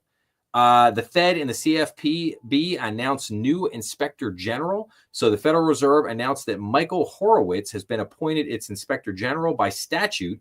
The Fed's OIG services in the same role for the Consumer Financial Protection Bureau. Fed kicks off census of finance companies. So the Federal Reserve Board announced that it began its 2025 census of finance companies and other lenders. So this census is taken every 5 years. It is part of the Fed's efforts to produce data on the types and volumes of financing provided by non-bank financial institutions to households and businesses in the U.S. The New York Fed inflation expectations decline. So here you have households' inflation expectations in May declined at the short, medium, and longer term horizons. According to the Federal Reserve Bank of New York, consumer pessimism about the labor market also eased. Wholesale inventories increased in April. Small business optimism increases in May. House panel passes 3 ICBA-backed bills. So the House Financial Services Committee voted to advance ICBA-advocated bills to ban trigger leads, change threshold requirements for small bank holding companies, and support small financial institutions. So the Homebuyers Privacy Protection Act, introduced by Reps John Rose and Richie Torres, which would amend the Fair Credit Reporting Act to prohibit a credit reporting agency from selling trigger leads when a consumer applies for a residential mortgage. Now, this is a big one. We have been very big on this for a long time now. This has been a long time coming, and really hope this gets passed because, yeah, a lot of people, when you're applying for a mortgage, you don't need to get 5,000 phone calls the minute somebody pulls your credit. It's ridiculous that the credit reporting agencies are doing that to begin with. It's crazy that we even have to pass a law to stop them from doing it, but hopefully we get there. The Small Bank Holding Company Relief Act, which was introduced by Rep. Byron Donalds, would raise the asset threshold to qualify as a small bank holding company from $3 billion to $25 billion. Again, I think that'd be a very good change. And then finally, the Advancing the Mentor Protege Program for Small Financial Institutions Act, introduced by Rep. Joyce Beatty, which would establish a Treasury financial agent program enabling partnerships between minority deposit institutions, rural community banks, and other financial institutions. Again, nothing wrong with that. I don't think that's a bad idea. Durbin Marshall grassroots needed as debate proceeds. So with the Senate starting debate on pending stablecoin legislation, ICBA is calling on community bankers to urge their senators to oppose an effort to attach credit card routing requirements as an amendment. So Senator Roger Marshall has filed a proposed amendment to the Genius Act to create new credit card routing mandates. The proposal, which Marshall has sought to advance in previous Congresses with Senator Richard Durbin, would force a costly overhaul of the payments landscape, end credit card rewards programs, and reduce consumer access to credit for the benefit of larger merchants. So, again, not really a fan of this Marshall Durbin amendment here. I really hope that gets put on the sideline. Again, I think there's a time and a place for that. It was not in this legislation, and unfortunately, if you know anything about politics, this is par for the course. When you have a bill that one side, like if the Democrats have the upper hand, Republicans will swoop in and say, okay, if you want me to vote for this, then you got to, I had this other bill over here that's been languishing, and I want to attach this now and get you, if you want my vote to get this thing through. And vice versa. It goes the other way too. Right now, Republicans have the upper hand, so the Democrats are coming in saying, hey, I got this bill that was languishing over here in the case of Marshall and Durbin. And they're saying, hey, if you put this in, attach this, then, we'll vote for this Genius Act and we'll get it through. Which, again, sometimes it works, sometimes it doesn't. We'll have to see what happens there with it. But like I said, I hope that doesn't get attached to the Genius Act. I would like that needs to kind of be its own, separate conversation on another day. FSB chair, stable coins could address some challenges, but also introduce risks. So outgoing Financial Stability Board chair, Klaas Knott, said stablecoins have the potential to address some of the challenges in cross-border payments, but also could introduce new risks. So speaking in Berlin, not detailed, 2 FSB work streams developed to address stablecoin concerns. The FSB recommendations for the regulation, supervision, and oversight of global stablecoins and the G20 cross-border payments roadmap. He urged nations to adopt these recommendations to prevent regulatory arbitrage and warned that policymakers should not allow stablecoins to exploit gaps in oversight to gain a competitive advantage or to introduce hidden risks into the financial system. The FSB later this year will publish a thematic peer review of crypto asset recommendation implementation and a cross-border payments roadmap progress report. There will also be a working group formed to conduct a strategic review of the FSB's implementation monitoring work chaired by Randall Quarles, former vice chairman of supervision for the Federal Reserve. So yeah, I think that's really interesting. I think we should take a look at that. I have reported on some of those reports in the past. If you want to go back and look at some of the episodes, particularly looked at the crypto series, I covered a number of those reports that were put out by the FSB over the last, I would say, 6, 7, 8 months. So if you want to go check that out, go check out, like I say, check out the crypto series first, and then go back and look at maybe some of the older episodes. But you could definitely find some of those reports are really interesting, particularly like the update on the roadmap, some of the other things those guys have going on there. Okay, and then President signs executive order on cybersecurity and AI. So President Donald Trump signed an executive order focusing on critical protections against foreign cyber threats and enhancing security technology practices. The details of the executive order, so directs the federal government to advance security software development, directs adoption of the latest encryption protocols, refocuses artificial intelligence cybersecurity efforts toward identifying and managing vulnerabilities rather than censorship, and limits the application of cyber sanctions only to foreign malicious actors. So again, very interesting executive order there, and we shall see how that plays out. Now, big news this week. Michelle Mickey Bowman was sworn in as the Federal Reserve Vice Chair for Supervision. So President Donald Trump in March nominated Bowman, who was confirmed by the Senate last week. Prior to that, she was the first person to fill the Fed's community banking seat, which exists because of ICBA's successful advocacy for Congress to require community bank representation on the Fed board, and served as a fifth-generation community banker and as Kansas State Bank Commissioner. ICBA last week congratulated Bowman following her Senate confirmation. ICBA and 44 affiliated state banking associations earlier this year sent a joint letter to Treasury Secretary Scott Bessent urging the Trump administration to nominate Bowman for Vice Chair for Supervision, citing her understanding of the unique role of community banks and fostering locally based growth and prosperity. Now, in her remarks, Bowman announced plans for a conference of community bank issues later this year, with an emphasis on listening to community banker input on streamlining regulation and supervision.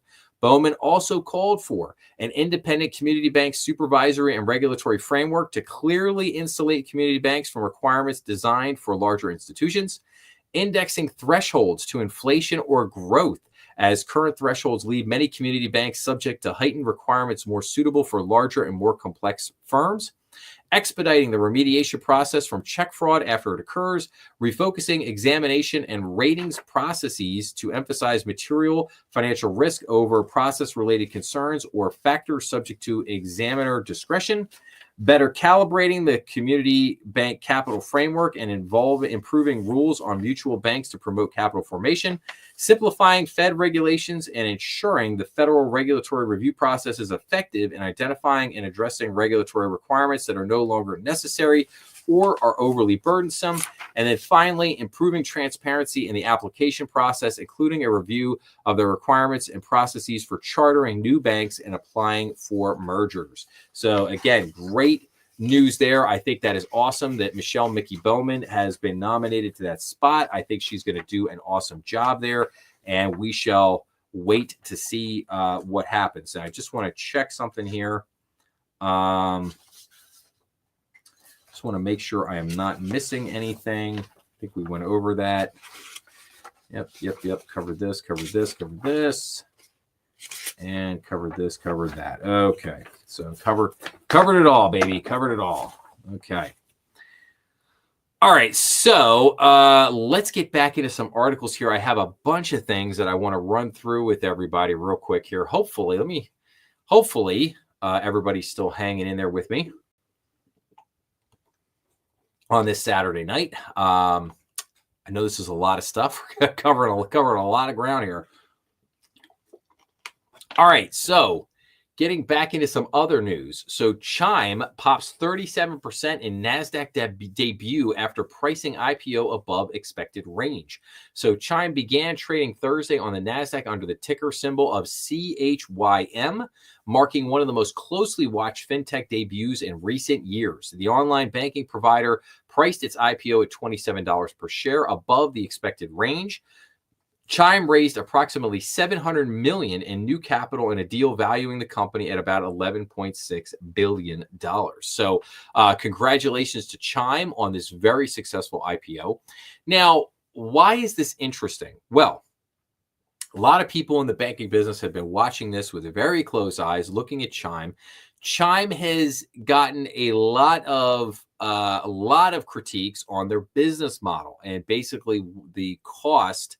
So to simplify, and this is probably an oversimplification, but I'll put it like this. So Chime is basically buying customers. They're spending a tremendous amount of money. Like their customer acquisition ratios right now are really good. They're signing up a lot of new customers. The problem is they're basically paying to get those customers at the moment. They're paying a very high price. So the question becomes, when they decide it's like, and they're not going to be able to do that forever. That's not going to go on forever. And the question becomes, the day they stop paying for the customer, what happens then? Are they able to retain these customers?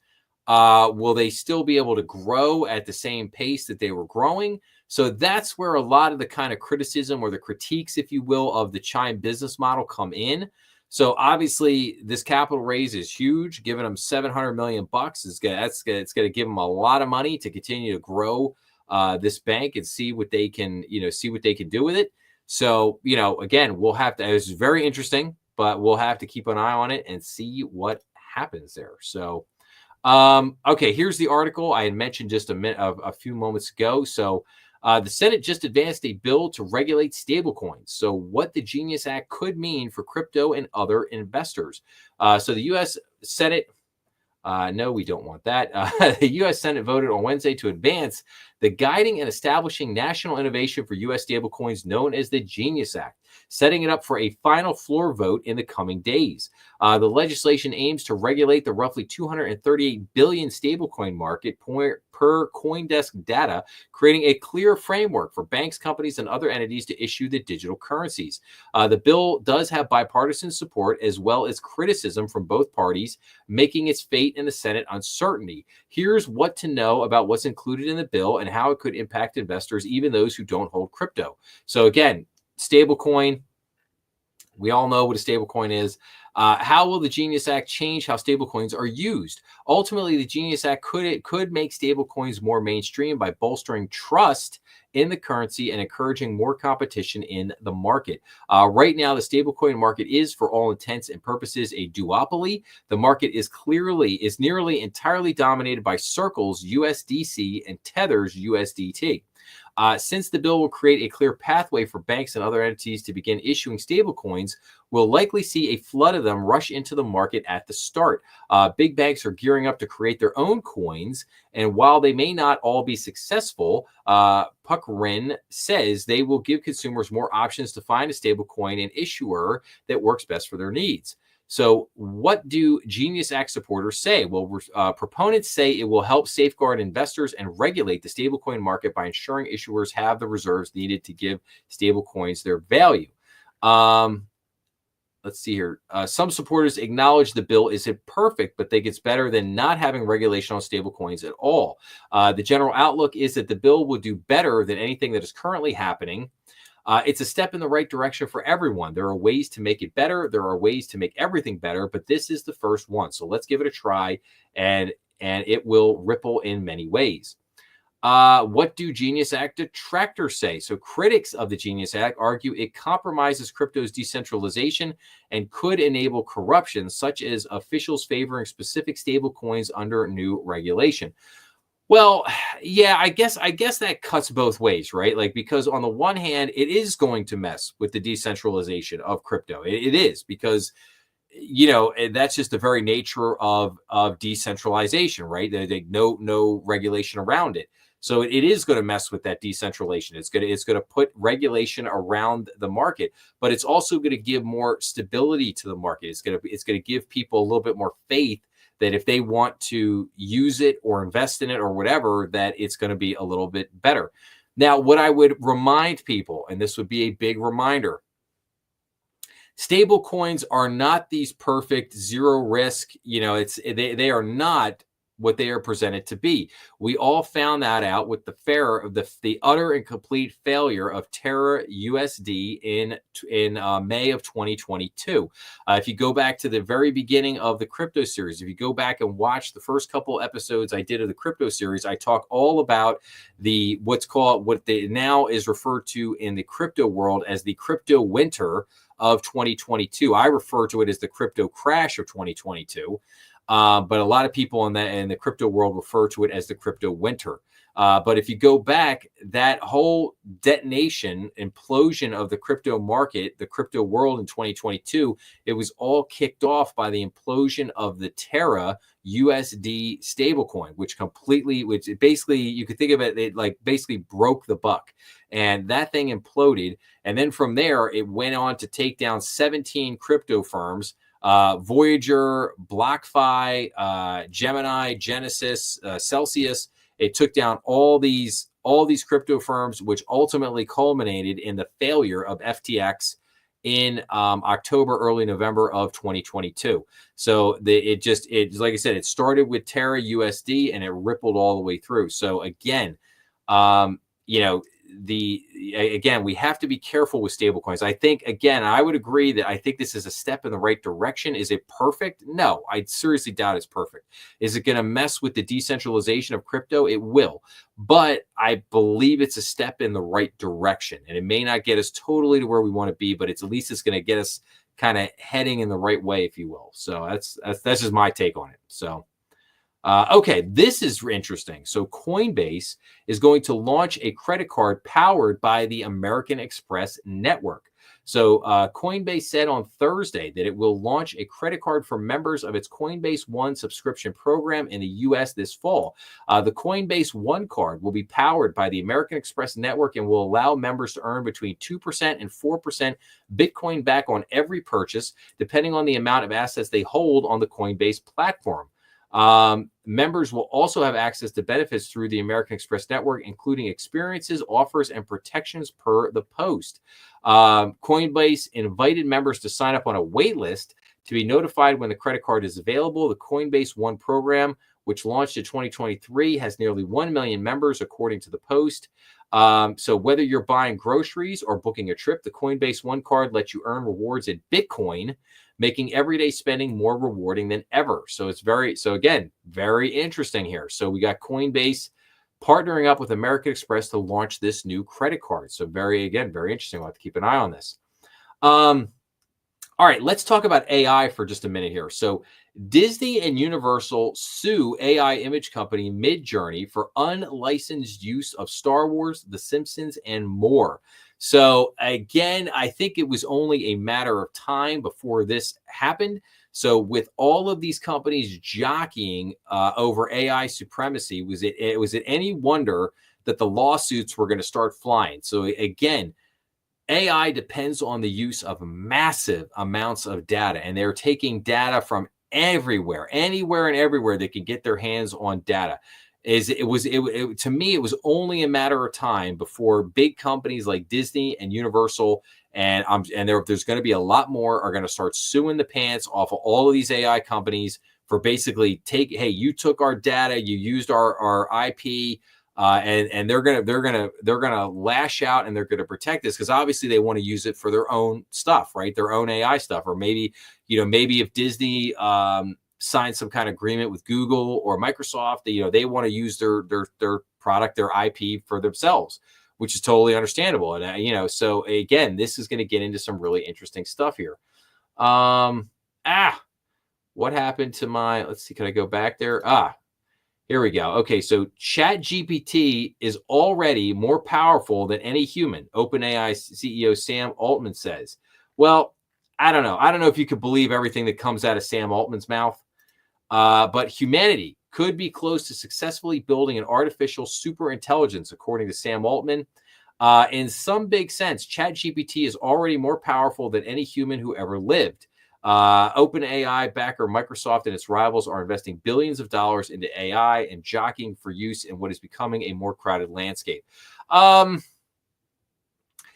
don't know. I mean, personally, I have tried some of the other AIs. I really like Grok. The XAI. I mean, I don't know if anybody out there has tried it yet, but I think Grok is fantastic, and I actually think it's way better than ChatGPT. I think all AI is biased, but I don't think that Grok is anywhere near as biased as ChatGPT is. And everybody knows why. Go look up a picture of George Washington and then come back and tell me why these guys are insanely biased. So again, I think this is a lot of just hyperbole on the part of Sam Altman. Look, do I think AI is going to get there? Probably. Do they want AI to get there? Absolutely. I mean, it's Sam Altman's got to go. He's got to keep you believing that AI is the greatest thing ever, and it's going to continue to evolve, and we're going to have the superhumanity. He has to sell you on that dream because that's what he's selling. So just, keep that in mind. This is really interesting. News sites are getting crushed by Google's new AI tools. So chatbots are replacing Google's traditional search, devastating traffic for some publishers. So chatbots are replacing Google searches, reducing traffic to news sites like Huffington Post and the Washington Post. Business Insider cut staff due to traffic drops. Atlantic CEO expects Google traffic to approach zero. Publishers are focusing on direct reader connections to boost business. So AI Armageddon is here for online news publishers. So chatbots are replacing Google searches, eliminating the need to click on blue links and tanking referrals to news sites. As a result, traffic that publishers relied on for years is plummeting. Traffic from organic search to Huffington Post desktop and mobile websites fell by just over half in the past 3 years, and by nearly that much at the Washington Post, according to digital market data firm SimilarWeb. Has the Huffington Post and the Washington Post also considered the fact that they suck and that nobody wants to read their trash articles anymore? Is maybe that come into play a little bit? But I digress. But this is really fascinating. I mean, I could spend 20 minutes talking about this, which I'm not, but again, just, really interesting stuff there. Definitely something to keep more of an eye on. And here's the next thing. Google offers buyouts to employees across the company, including search. Well, if anybody hasn't paid attention, Google's embroiled in a whole bunch of lawsuits right now. The company is, I would almost be willing to bet, Google is going to get broken up into probably 3 or 4 different companies here very shortly. And they're putting AI into all the front end stuff, like trying to reduce the most, mundane jobs in the company. So obviously, is it any wonder that they are starting to reduce the headcount and cut employees? So here's another really interesting article. So the audacious reboot of America's nuclear energy program. So AI in competition with China are pushing startups to reinvent atomic energy backed by unprecedented private capital and enthusiasm from the Trump administration. Now, there's a lot in this article here. I don't have time to get into all of that, but I love this. I love the fact, I think that for 40 years, that you think of since the meltdown of 3 Mile Island, and if you want to see a great documentary, go on Netflix and watch the documentary on 3 Mile Island. Watch they have like an 8-part kind of like a docu-series on the meltdown of the nuclear power plant in Japan when they got hit by the typhoon. no, I'm not sorry, not a typhoon, a tsunami, when they got hit by a tsunami. And then also you have I think it was the HBO series on Chernobyl. But again, really, really fascinating stuff to watch. But I think that, that gave atomic energy, nuclear energy, a black eye. And all the environmentalists, the environmental people, like they have, for the last 40 years, they have wanted to hear nothing about. Nobody ever wants to open the idea that hey, we actually have had major advancements in technology, and we can now make nuclear power in much smaller reactors, using much less water, using materials that are much less toxic. We don't need those the rods and everything that go into the old school nuclear power plants. Nobody wants to give that a chance. Now, what I don't like about this is that I don't want all of this stuff being produced just to run a bunch of data centers for AI. I don't want that, but that's definitely the main driving force here with this. So, but again, really interesting. I for one am very happy to see it. I hope this continues, because I think this could lead to some great things. And we're not going to get there. I mean, people need to be realistic. We are not the energy needs that we have and we're going to need in the future. We're not getting there with solar and hydroelectric and all this other, the windmills. We're not getting there with that crap. We're just not. It's not going to happen. We need coal power. We need nuclear power. That's what's going to give us cheap energy and an abundance of energy that's going to enable us to do what we're going to do going forward. So, okay, energy. That's my trope. I'll get off my soapbox. This was very interesting. Education department wanted Treasury to help manage student loans. Now, this again, very weird, very out there. Obviously, there was a court that came in that basically said that, hey, the education department couldn't transfer all of their student loans over to the Treasury. So this is kind of weird. I didn't really agree with this when this came out. I thought this was a very weird strategy. Then they also wanted to try to give it to the SBA, which I thought was a horrible, horrible idea. And I just don't understand. I mean, you have student loan providers out there. They've got their own, believe me, they got their own problems. I don't know, like take like Navient, for example. I don't know how smart it would be to hand this stuff over to Navient. Navient's a very unscrupulous company. But I think that just, again, selling this, I would sell those loans to somebody in the private sector that could handle, that is, knows what they're doing, can handle these loans, that can run with this. That's what I would do. I don't understand the idea of trying to hand this over to the Treasury or trying to hand it over to the SBA. I just think that's a horrible idea, and I don't like it, and I'm not sure what's going on with that, and I hope this does not come to pass. But anyway, okay.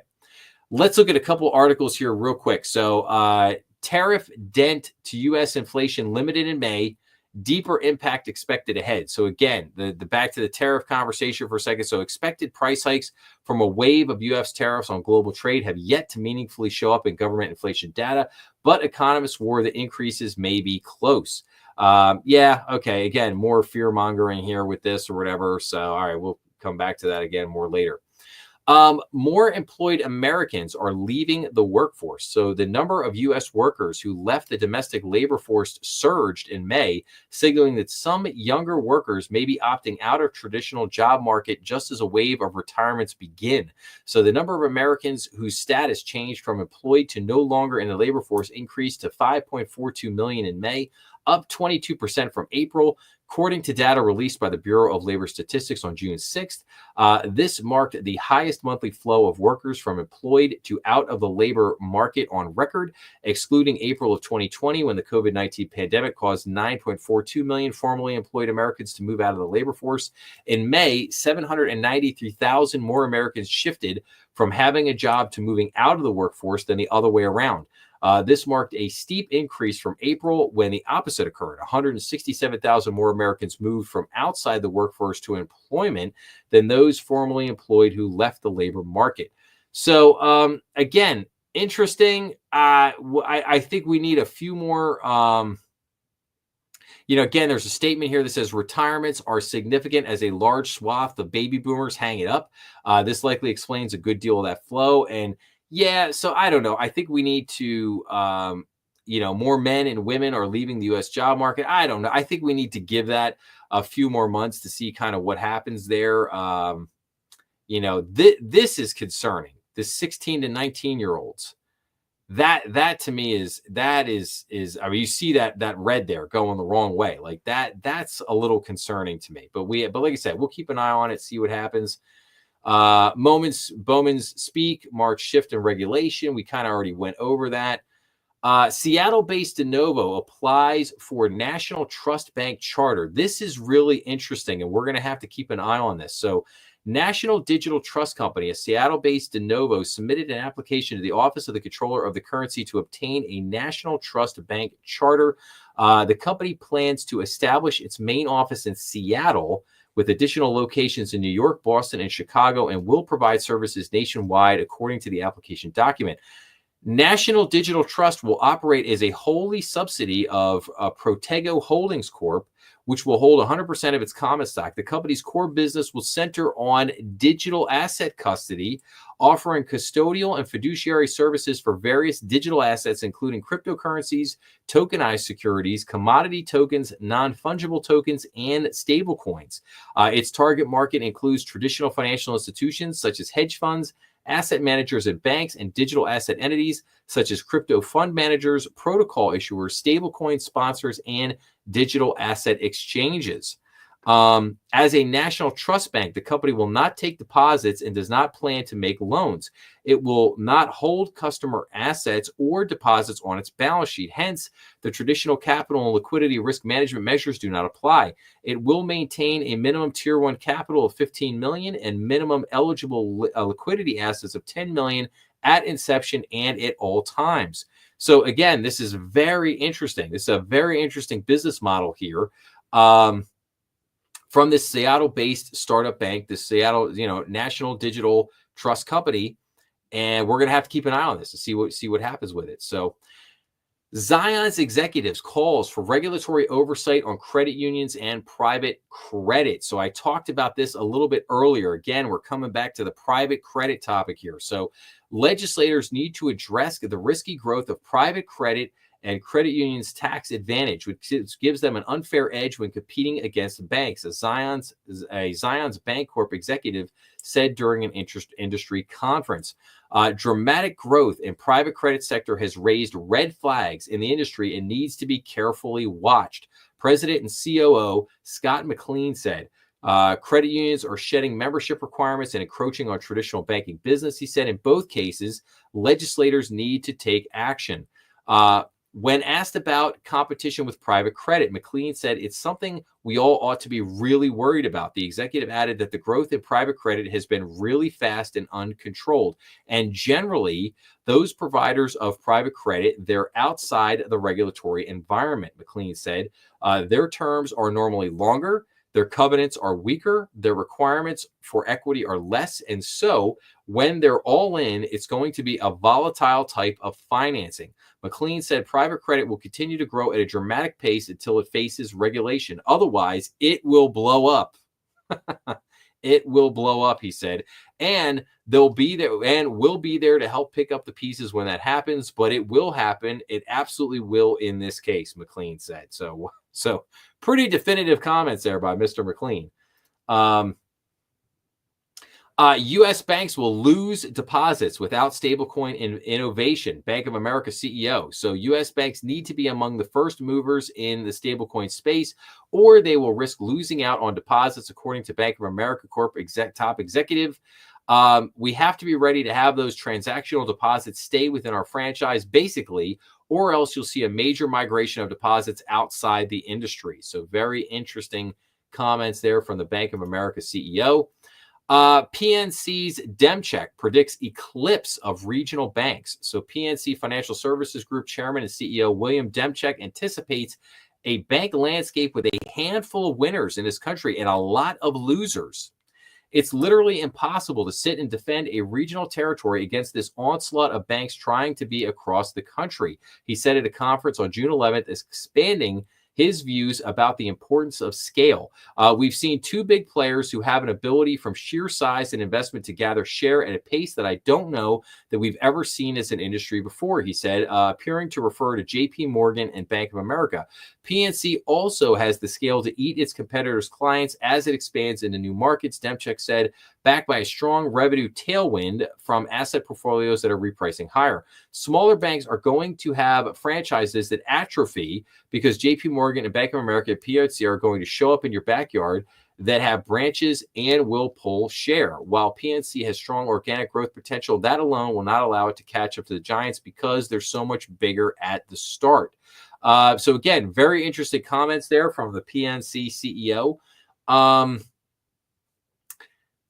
don't know. I think there's a little hyperbole there. I did, again, it's interesting. I could definitely see kind of where he's coming from and why that may play out, but do I think that's really going to happen? Nah. And then let's see what else here I had. U.S. Bancorp CEO details strategy for misunderstood merchant business. So U.S. Bancorp is transitioning its merchant business within its payments franchise into a software-led model to drive growth. And I think I just have two more. M&T Bank aims to grow CRE concentration by the end of 2025. So M&T hopes to grow its commercial real estate loan concentration by the end of 2025 by de-emphasizing the portfolio, or I should say after de-emphasizing the portfolio after the last several years. And then finally, former bank regulators defend the agency independence as Trump exerts more influence. So President Donald Trump moves to curtail agency independence in bank regulation could have negative consequences. Of course, yeah, so here's the people. Oh, you can't get rid of all that bank regulation. You can't get rid of all these regulators because they just won't survive without them. Yeah, no. Sorry, Scotty. No, not going to happen. All right, so thanks for hanging in there with me. We're going to be done here in just a minute. I've got my usual things here, so I'm going to do my story of the week and my quote of the week.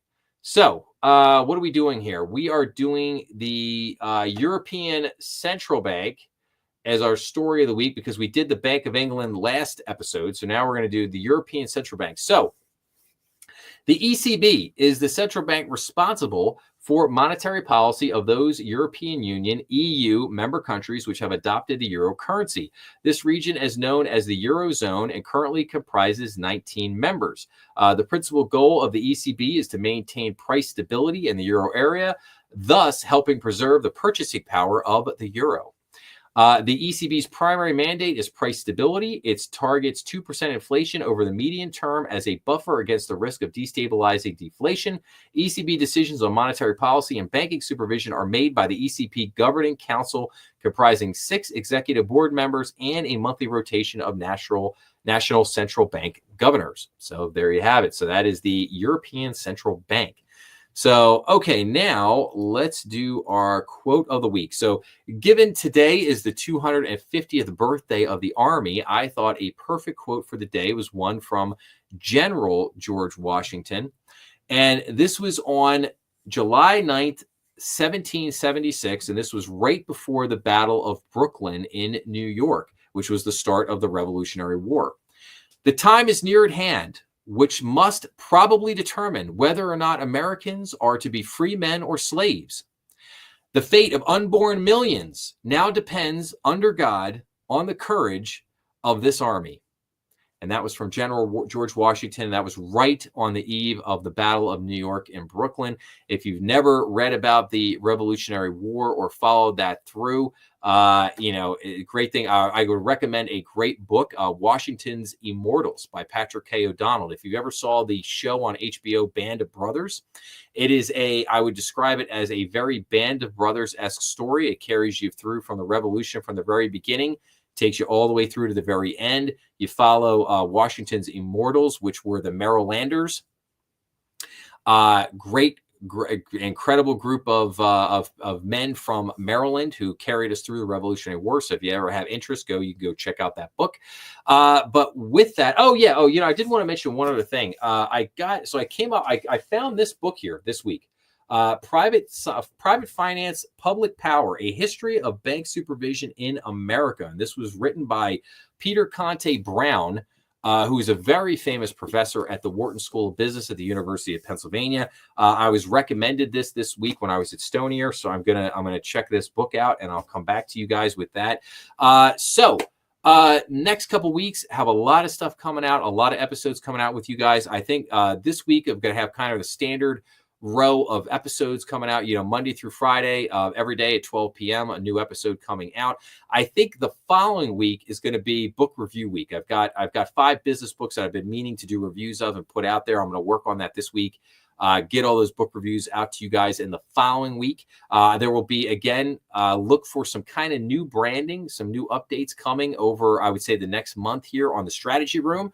Going to have a little bit of a new look and a new feel, which I think is going to be great. It's going to add to the whole, kind of look and feel of the Strategy Room. I think you guys will love it. But I thank you guys for watching tonight. I appreciate you guys hanging out with me on a Saturday night, especially when the whole Army parade thing was going on. A lot of other stuff happening as always. Thank you so much for listening. I would just wrap up by saying, if you please like, share, and subscribe, as that really, really helps the channel. If you're on Apple or Spotify and you like what you're hearing here with the podcast, please like, subscribe, leave me a review, because that would really help boost me. I would really appreciate that. Remember, we are on YouTube, Rumble, and all major podcast platforms. Please be sure to leave your comments, as I always love getting back to everybody. And as always, make sure to check out some of the other content. And I will be back here next week for another episode, another live stream of the Strategy Room next Saturday night at 8 o'clock. Looking forward to see you all then. I hope you have a great rest of the weekend. To all of the fathers out there, happy Father's Day. Have a great Father's Day out there tomorrow, and have a great week, and I will see everybody again real soon. Thank you so much for listening. Take care, everybody. See you later.